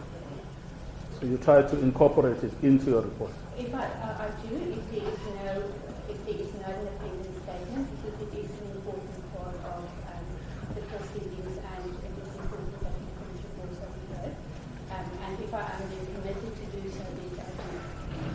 Yes, because in this current report, and that's something that came towards the end of your evidence, there is no reference to victims.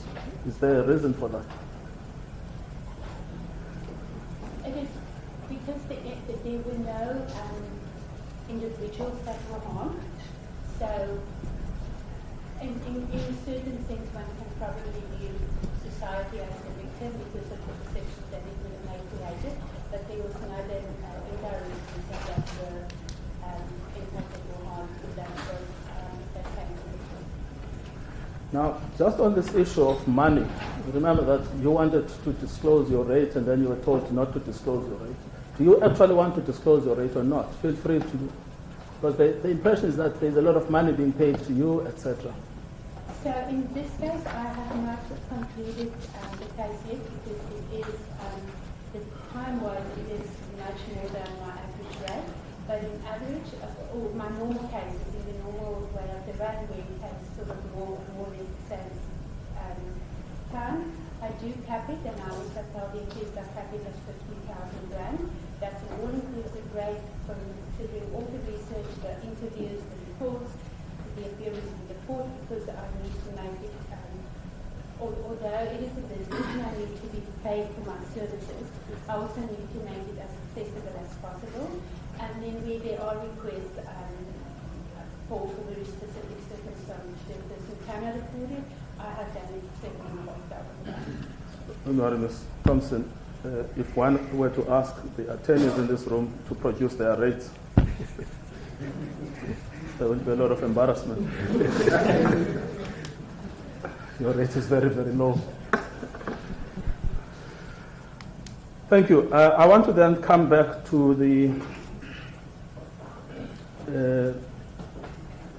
cases in this document.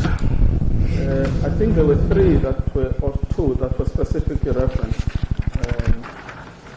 You still have this article called A Note on Sentencing Practices for the Offense of Unlawful Possession of Semi-Automatic Firearms by P.T. du Toit. So go to page 11.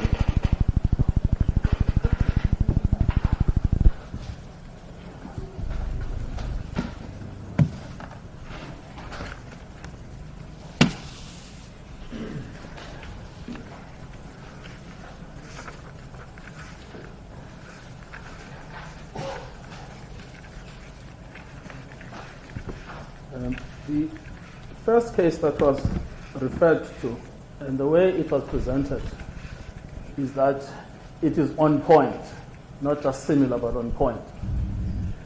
As versus Asman, it's a judgment of the Supreme Court of Appeal. and I remember you constantly asking what are the facts. The facts are set out in the judgment itself at paragraph 1, and I just want to read this out for you. It's a judgment by Judge Shongo.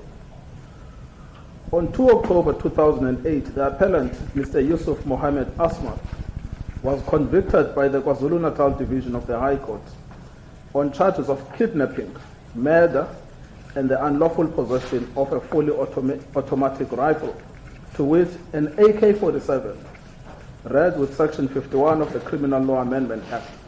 He was sentenced to 8 years imprisonment of the kidnapping charge, life imprisonment on the murder charge, and 15 years imprisonment on the unlawful possession of the firearm, and we know the firearm to have been an AK-47. The court ordered the sentences to run concurrently with the sentence imposed on the murder charge, i.e. life imprisonment. Now, just having listened to the summary given by the judges themselves, does that case bear any similarity to what we are dealing with today? Your wishes, apart from the similar charge that is in there, I do not see it. When I would have had to look at it, there are certain things that indicate the pattern. You work with only one charge, there are other things mentioned. It speaks to the reasons why the court brought this into the minimum sentence of the legislature into the minimum sentence of the G. So it is different, and it can't look at it as different. Well, there's murder and kidnapping, so the possession is in that context.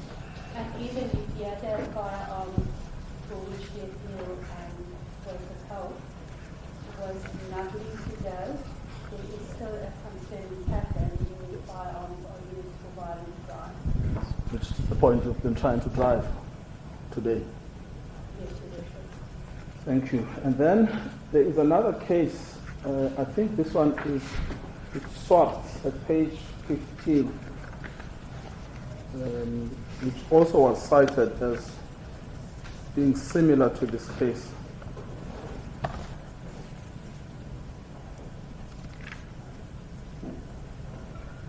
Now, when you look at the Swartz case, if you look at page 15, the second paragraph, are you there? Of the article.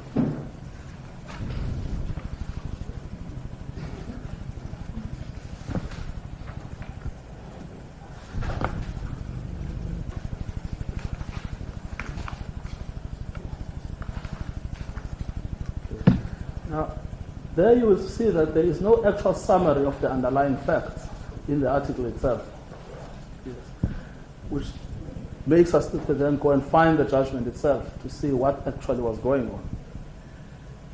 Now, in paragraph 3, it's an appeal, a judgment of Judge Rogers when he was still in the High Court before his elevation to the Constitutional Court. It says, the facts and respects of counts 1 and 2 are that on the evening of the 28th April 2012, Arendse was patrolling in Pumlani in the Lotus Ruffier area together with a member of the neighborhood watch. They came across the appellant, who was in the company of another man. As Arendse got out of the patrol vehicle to question them, he saw the appellant take something from his pocket and throw it over the nearby fence. Arendse searched the appellant and the other man, but found nothing on them. While the member of the neighborhood watch guarded the appellant, Arendse inspected behind the fence and found a cocked semi-automatic pistol with 8 rounds of ammunition. The appellant's version, which the magistrates rejected, was that he had been in the company of 4 other people, that he had not been in possession of the firearm or thrown anything over the fence, and that he had not seen anyone else do it. So again, just that basic summary. People being apprehended and then throwing an object to hide it. And then that object is later found to be a semi-automatic rifle. They're asked about it, they denied it. And those are the facts. Can you comment on the similarity between that case that was read out to you and what we are dealing with today? It is, again, it speaks to this position and that would be the similarity. But in terms of the detail of the matter, and some of the information is obviously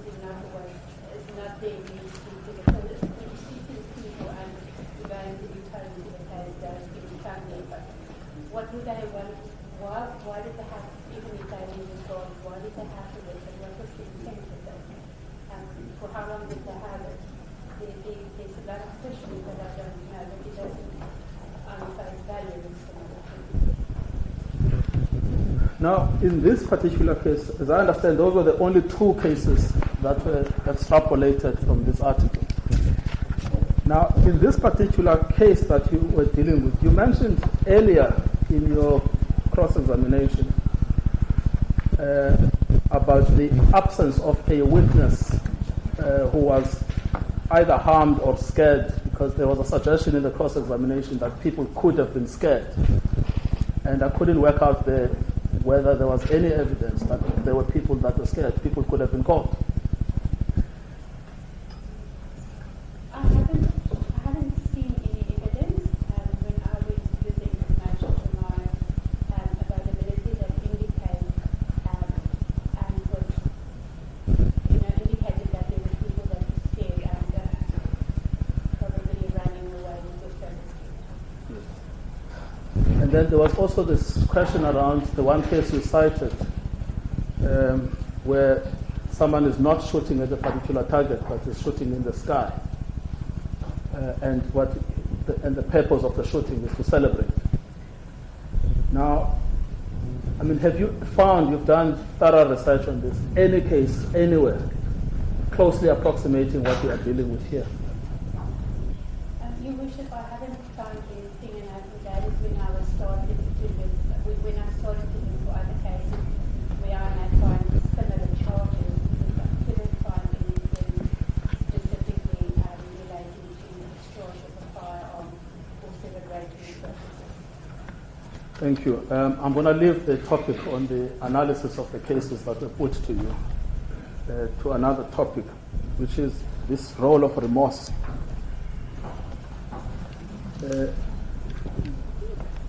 I just want to understand what your evidence is. Your report says that the accused regrets the consequences and the attention that was paid to the incident, regrets the incident. And he also regrets the fact that people might think that the use of firearms is acceptable, and following his example.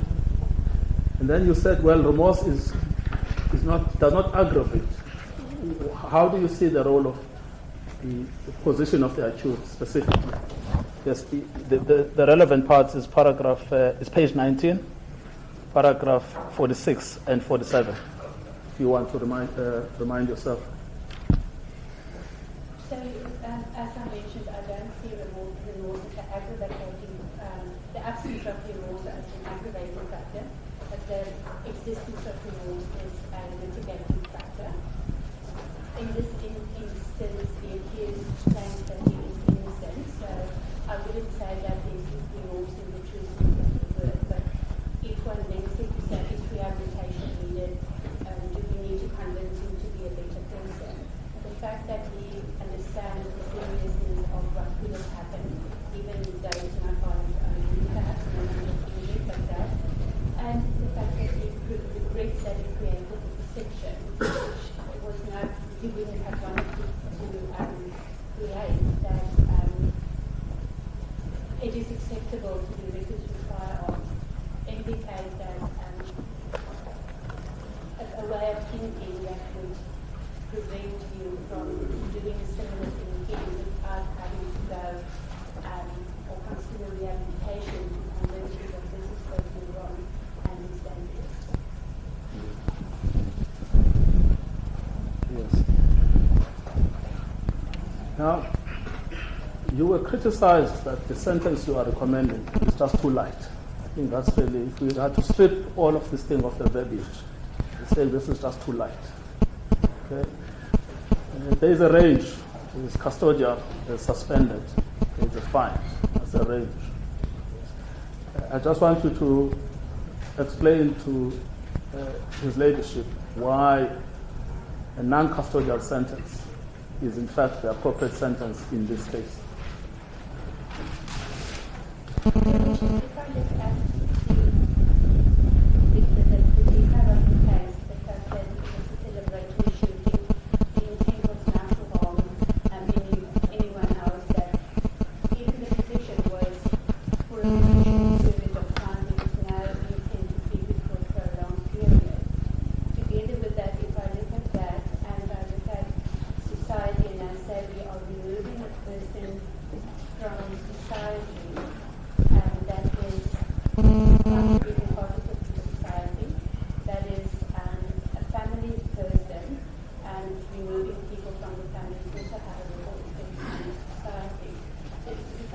that when I look at the price society is paying for its social centers, the question that I have is that what we gain from it is to send a message to people it is incorrect, and I know there's also views on the return value of it. Does it really justify the price it's going to pay for the community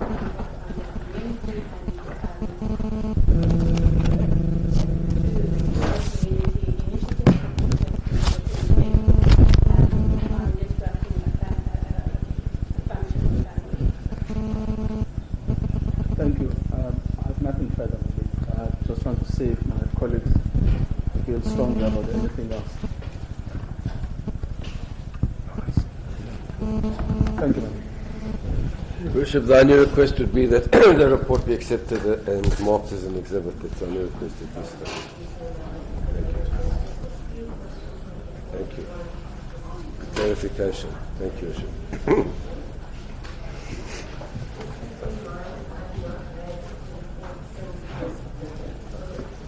To me, I'm not going to nitpick, but it's the only opportunity I have to ask you to avoid having to ask you to come back. So just bear with me, please.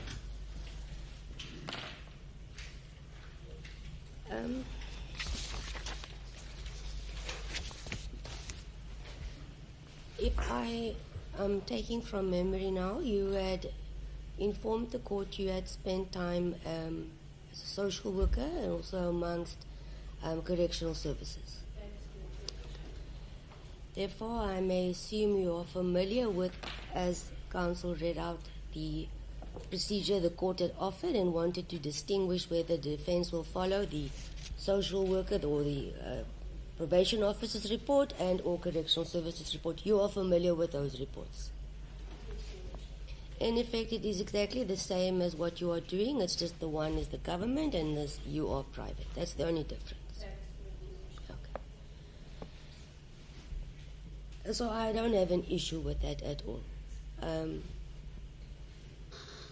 I also want to inform you that in this instance, as correctly said to you, by you, the court is not dealing with substantial or compelling circumstances. It was not invoked by the state because that is now the minimum sentence act. And here the state is going on the principle of 15 years imprisonment in respect of count one is the maximum term of imprisonment going down. So that's why I'm not going to discuss compelling and substantial circumstances. It's an academic point. With your experience and what you've drafted in this report, in short, what makes any of the facts contained here different compared to the lives of a million other reports with exactly the same contents? Your Worship, I think the risk is the same to the injury of people, but the reasons in terms of why the firearm was obtained, if I look at the Firearms Control Act, where in terms of the spirit of the act it was to get firearms off the street that is used.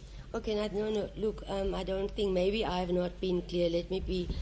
What in this report that the accused comes from a humble setting, worked his way through, is now a provider, it is not different to every other person appearing in a court of law daily.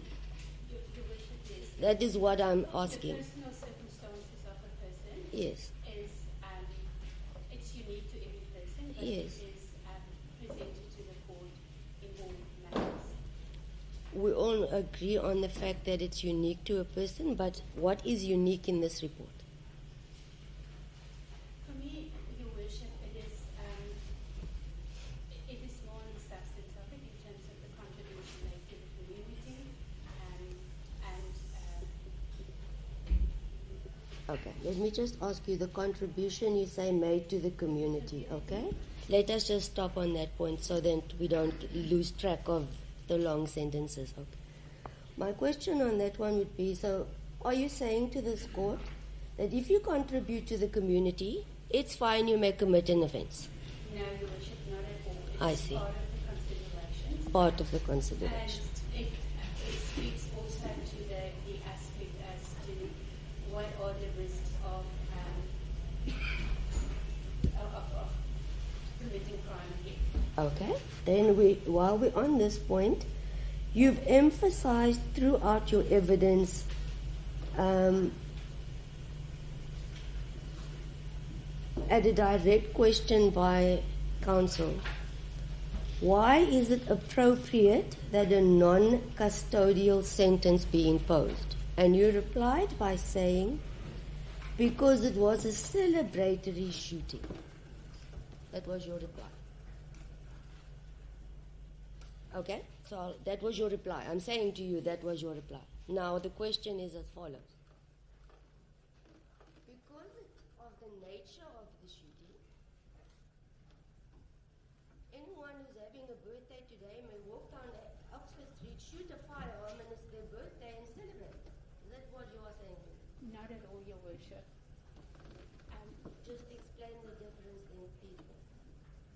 Your Worship, so what I mean is that it was used for a celebratory shoot, Yes, and obtained for a person celebratory outside will be shooting. using it for that same When purpose. I compared it to the other cases, it wasn't obtained with the intent to keep it for a long period, to go and commit other crimes, and to contribute to the violence in the country and the Okay. firearms that need to be. Let us just stop there because you've answered and your answers are very long. So that comes to me. That brings me to the next portion of this report or your evidence, which I wanted to ask you about, which you mentioned now.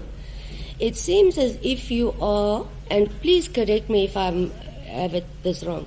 It seems as if you are contributing or attributing the shooting or the firing of a firearm, that it must be accompanied with violence. Because you are referring to there was no violence. There was no violence. Your Worship, that is a consideration, and if there were, if you look at it all together, if there were injuries, it would then Yes. aggravate the Yes. circumstances, and it would be aggravated circumstances that would inform a more serious sanction. You see, that is maybe why I have a difficulty to follow you here, because you are saying it was a brief period of time, it was a celebratory shooting, and there was no violence. And you could also not find a similar case of this nature. Now, so what? The similar case of that nature, Your Worship, is really to indicate in a situation like that what would have the sentence been. Now we know there is not. So does it take away any of the charges because this No, is it the does first? not at all, Your Worship. So I don't understand this. It does not take away the context and the charges. It's Because just, I'm concerned that you are also telling this court that your client is very concerned that he has created the perception that one may be reckless with firearms and that he regrets.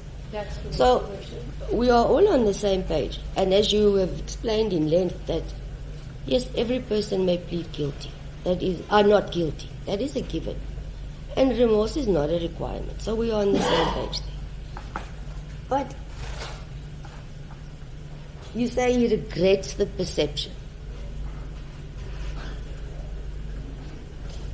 But in the same instance, it's fine because it was a celebratory shooting. So what is it that is being said here? What is the perception that we must take from this? So, Your Worship, it was a celebratory incident, but the expected outcome is that it created the wrong impression, which is regrettable and was not the intent. The impression is that this was a planned shooting or firing at the birthday event. So what impression is it that was supposed to be perceived then? What is it? What is the perception? So, Your Worship, linked to the other charges, it still remains that those things were not considered, and then it created the impression because the necessary caution was not applied, leading to the charges of the endangering under recklessness. Okay, let me leave that. I've only 2 aspects left. A few in fact, because if I had it in before the time, it may have been a different story. The other issue, not an issue, but if you can explain, I think if we go in the circle of a radius of 5 kilometers on each side of the court building, we're going to find about 4, 5, 6 soup kitchens. So, and this soup kitchen is specifically to the area Mr. Malema is coming from. Correct, Your Worship. So that is, what value must the court attach to that? Because I've read it's from donations. Part of, yes, and through the participation or the involvement of the accused, Your Worship. So it will continue. It will continue, most likely, yes. So there's nothing special about the soup kitchen, There except that one may be very thankful that people are being served a meal. That is outstanding. Yes, Your Worship, and it was mentioned as part of the considerations in terms of the risk of reoffence. Oh. You also said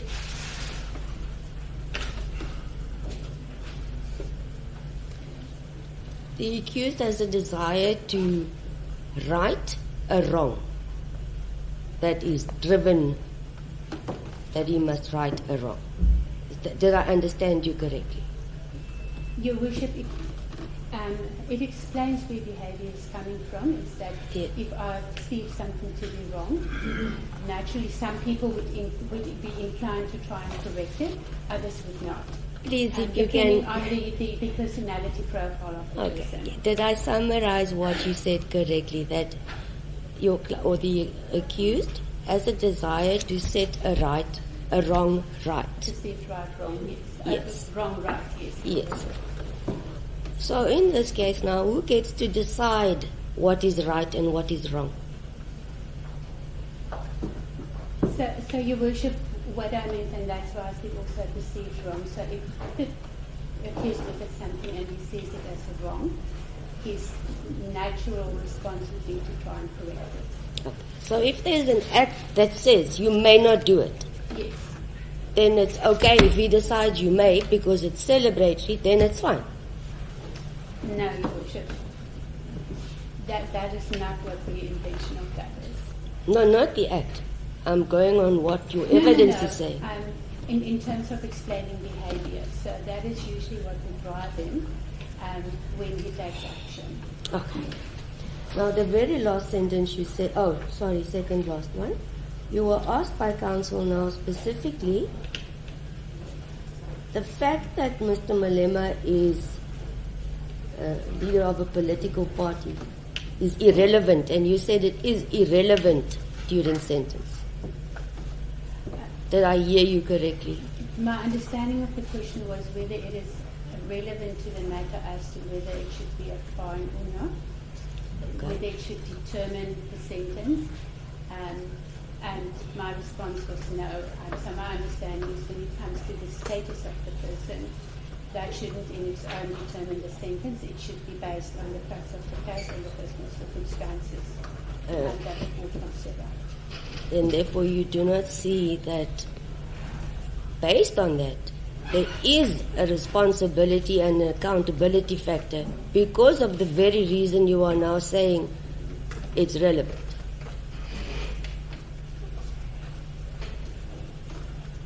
I'm not sure I understand. Okay, let me try again, sorry. You are saying, I've lost my sense as well.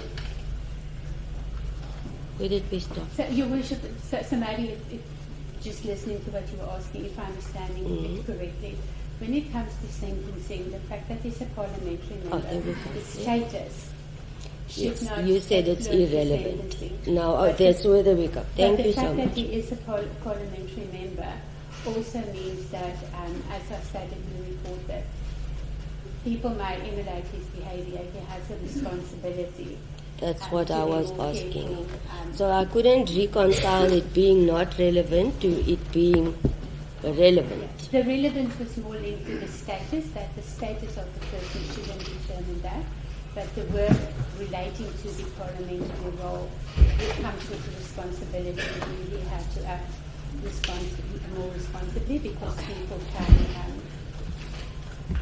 Last question then. You answered the question by counsel as follows. You said we need to ask ourselves, is it worth the price that we are going to pay as a community? Can you explain that statement to the court? So you should, when we look at custodial sentences particularly, it has an impact on the family and it has an impact on the community. And with the family being the cornerstone of the community, and one cannot always predict what that be. So if it impacts the community, it also impacts the structures that it could eventually perpetuate situations rather than to prevent it. In essence, can you explain to me that you mean, is it worth the price we are going to pay? Is it worth it? That is what I'm asking you to explain. So the price could be the impact on the community, having an impact on the family, having a ripple effect on the community, and also risky, and Your Worship to clarify that the sustainability of the community projects is investment in the community, and So do you mean then that is a pardon? it is not a pardon, it is just with the impact there, if one consider that, would that still justify a period of imprisonment or not? Thank you. Advocate Caesar, any questions based on the court's questions?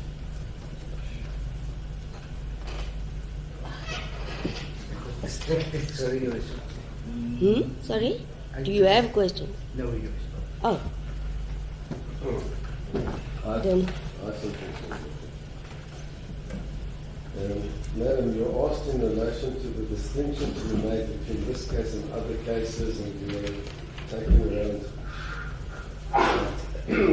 why this is so different to all the others. Any other instances that you refer to related to other violence that accompanied it? And you said that you couldn't find any case during celebratory shooting. My question to you, rising from the Worship's question, is, in any of the other cases, did you find any instance where there was no intended target when the shooting took place?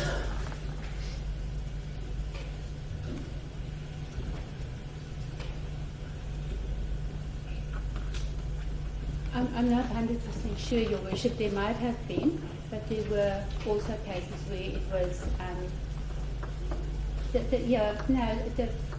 Sorry, Your Worship. There were the matter that we referred to of the shooting in the case that council went through.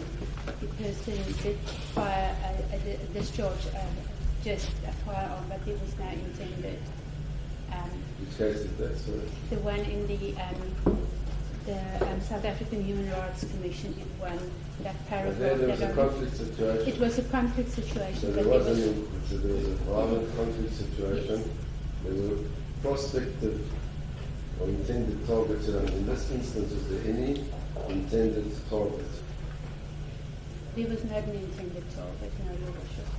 Now, you also questioned by the Worship relating to the suit kitchen, the Masakaning suit kitchen. What role does this accused play in relation to that suit kitchen? It started off as his initiative. He, when they do struggle, he would engage to ensure that there are sponsors from the community, so he would facilitate the process. and to ensure that it's run properly and that the people have the means to run the It started as his initiative, and once it was implemented, it was playing further role. When his help is needed with something, if there are issues with sponsors, so he will intervene, but he's not actively involved in it.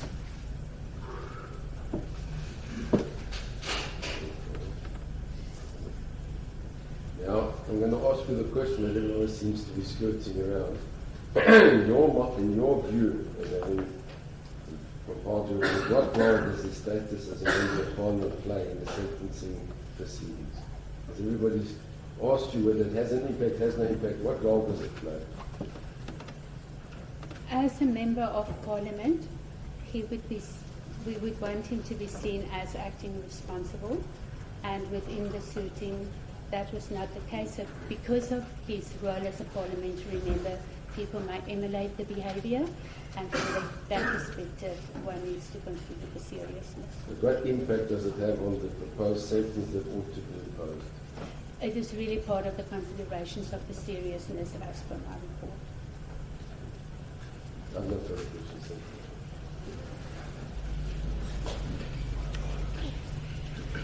Thank you, Ms. Thompson. We have finalized your evidence. You are excused and you may stand up.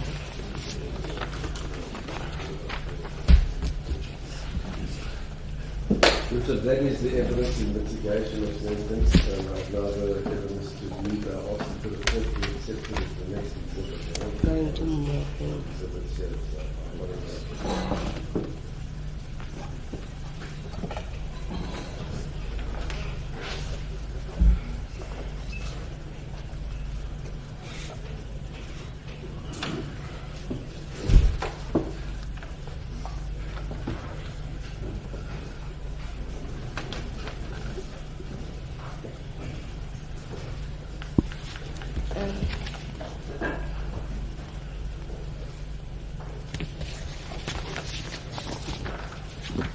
Sorry, before I mark them all, you're not formally submitting the article of Toy, not so. Just the state now. It's only the report that I'm going to formally admit at this stage. That it was handed. Okay, let me hand it to you. Okay, so is it? I'm thinking since we are busy with sentence and we've had so many exhibits that we mark this one in the form of sentence. So S for sentence, S1, S sentence 1.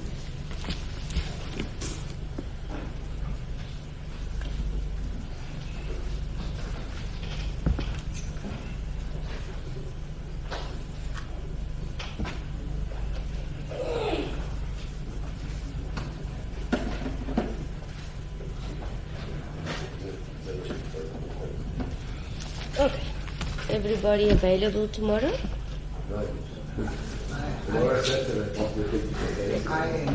I am. We're not going to get to do all of this again. Night court? Which is what I had in mind. The state has informed me of this case, so we're still waiting to see what it does. Yes. So I'm waiting to hear that still. Should the state close its case at this stage, my proposal is to compile. I can't hear. Please. To compile written letters of argument by particular date, arrange a date for hearing and for sentence on the very same day. If there are any issues arising from the written letter can be dealt with on that morning, sentence can be imposed that afternoon. Is that what parties have discussed? No, I haven't discussed with one of them. We thought it'd be finished earlier and it was all be related to that. That just didn't happen, so the case is right on the date to whatsoever. And I just say that's how it unfolded. So it's asking me for dates, and I don't know what your worship's already talking about the parties over there. Perhaps you should come see your worship just to arrange a date. He's asking for a date next week, your worship. I don't know, well, I could possibly come back with I have a matter that's in Bloemfontein on Monday, but I don't believe it's going to run because there's a judgment handed down today that impacts on that matter. So I could accommodate something. If you're saying next week, will that be for you to file the heads or I don't know what to you have in mind. before? So I see next week, let me explain to you. I can file my exam next week. I'll be ready. Yes, when will I be getting there? Yes. I don't want them on that day for the first time.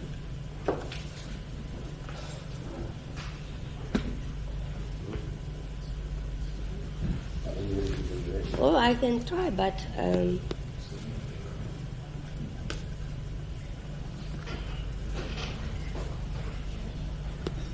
So perhaps we should take a week to do the heads and that following week. And I could possibly come back something between the 3rd and the 6th of February. I don't know if we should start on that. Already a bit of us about I think it's just something we all need to compromise and play it. I around. cannot do the 2nd, but I could make an arrangement for the 3rd.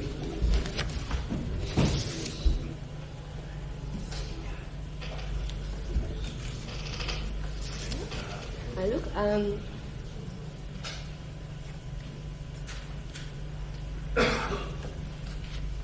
I will avail myself because it's something that we must. If you want to word with your client, yes, to establish everyone's schedule. But from my side, unless I'm not present, I will try by all means to incorporate it into that day. The year's booked, but I can pre-arrange and deal with certain matters. I have a similar situation. Yes. Okay. Then I'll do that. All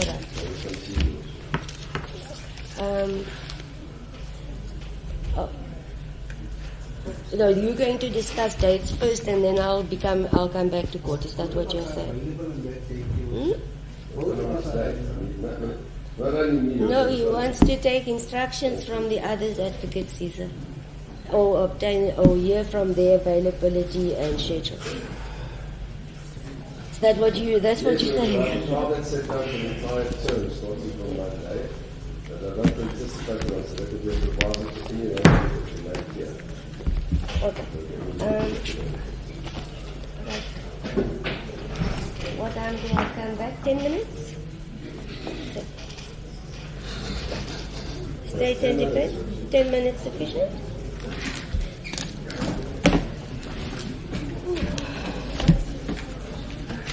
Talk to the gym for the moment.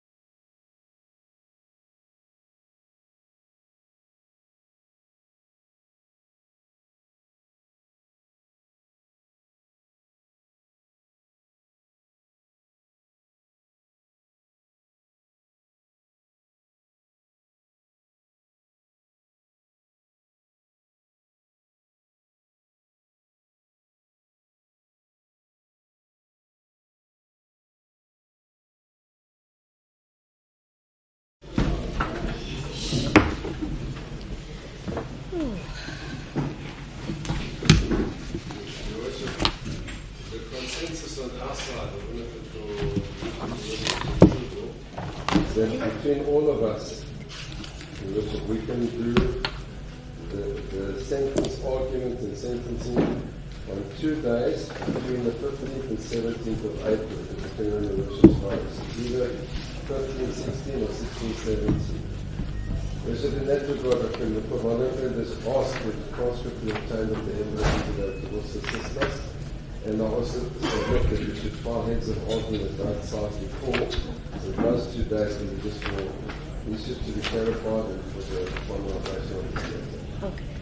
I must really, the sound in this court affects me. I don't know. So if my voice is in a pitch, it's also I don't know. I can't. Are you saying you want transcripts of this witness's evidence? Well, no, the friend that requested it. Oh. Right. So you say that I'll note that on the charge sheet, Advocate Caesar. But you do know that. We requested because we came to the High Court for the setting. So he was afraid that it wouldn't be recorded. So we made an arrangement for them to be recorded for today to be transferred to worship to make an order to a similar court to appreciate.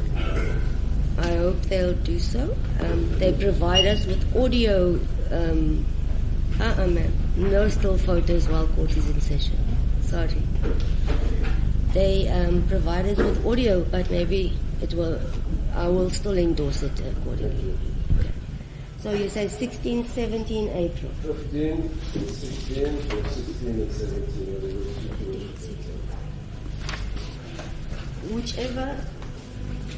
whatever I've got, 15, 16 and 17 I can sort out what is here, so it's suitable. 15 and 16, and then Your Worship, when would Your Worship want the heads of argument the next day? Because Your Worship said not on the last day, so yes. I want to try and from there to accommodate Your Worship to get at least if it's sufficient time to in peace work through your head and that we have a conducive. Sorry? Yes, that's sufficient. Sufficient because then we say by the end of March. Perfect. So no. Okay. So I just want confirmation from my legislator.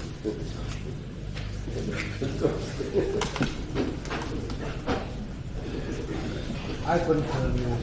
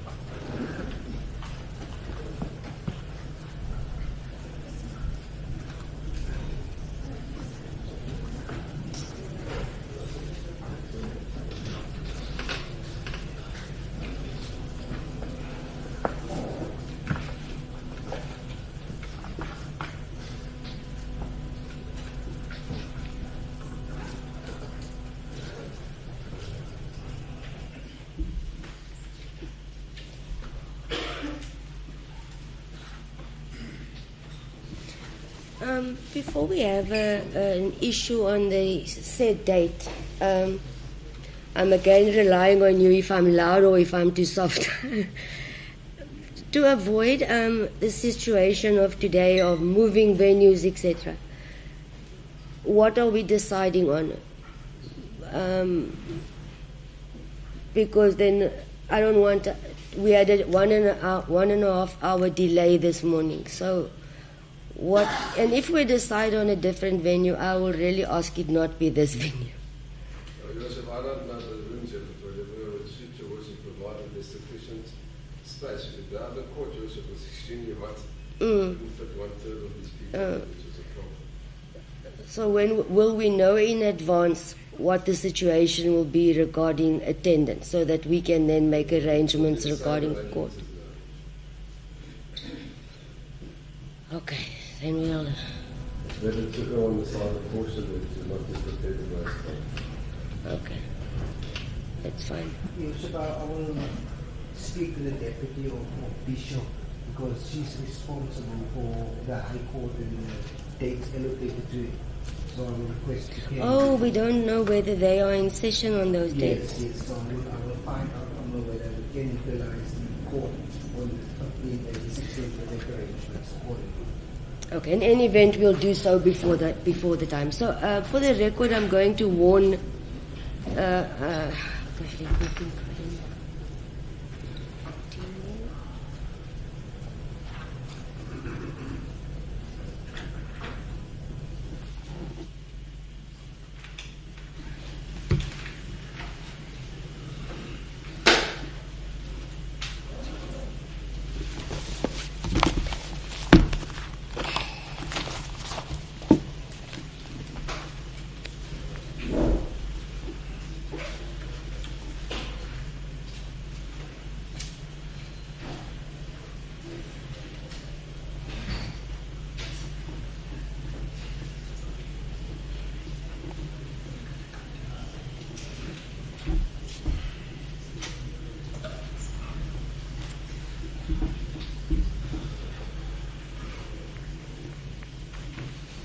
Also for the record, I think it's important the state to close their case on the Regarding viva voce evidence, yes. I'll hear from them now, Advocate Otis.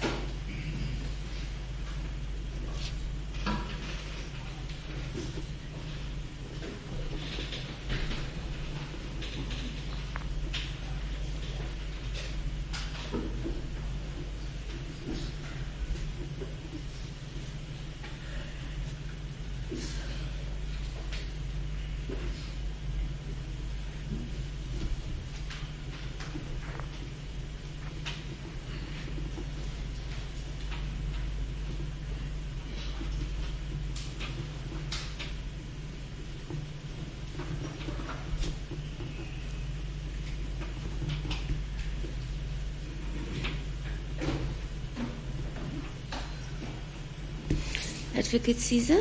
I'm not stating calling any witnesses who wish to. It will be the exchange of the written aids and arguments on that day. That is good. Thank you.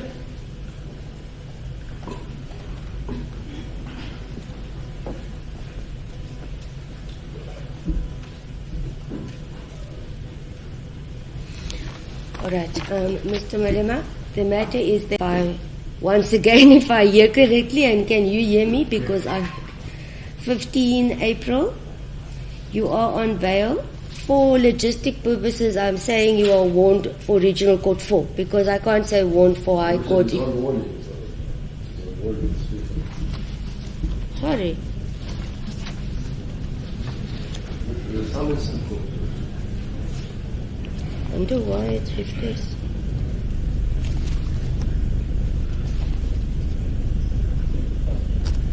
Okay. Warned, and I'm going to say Regional Court 4, so that there isn't a specific venue identified, that there's no misunderstanding. But obviously before that date and on the date, everyone will know as to where we will convene. We will also, if need be, then continue on 16 April. Thank you. Thank you.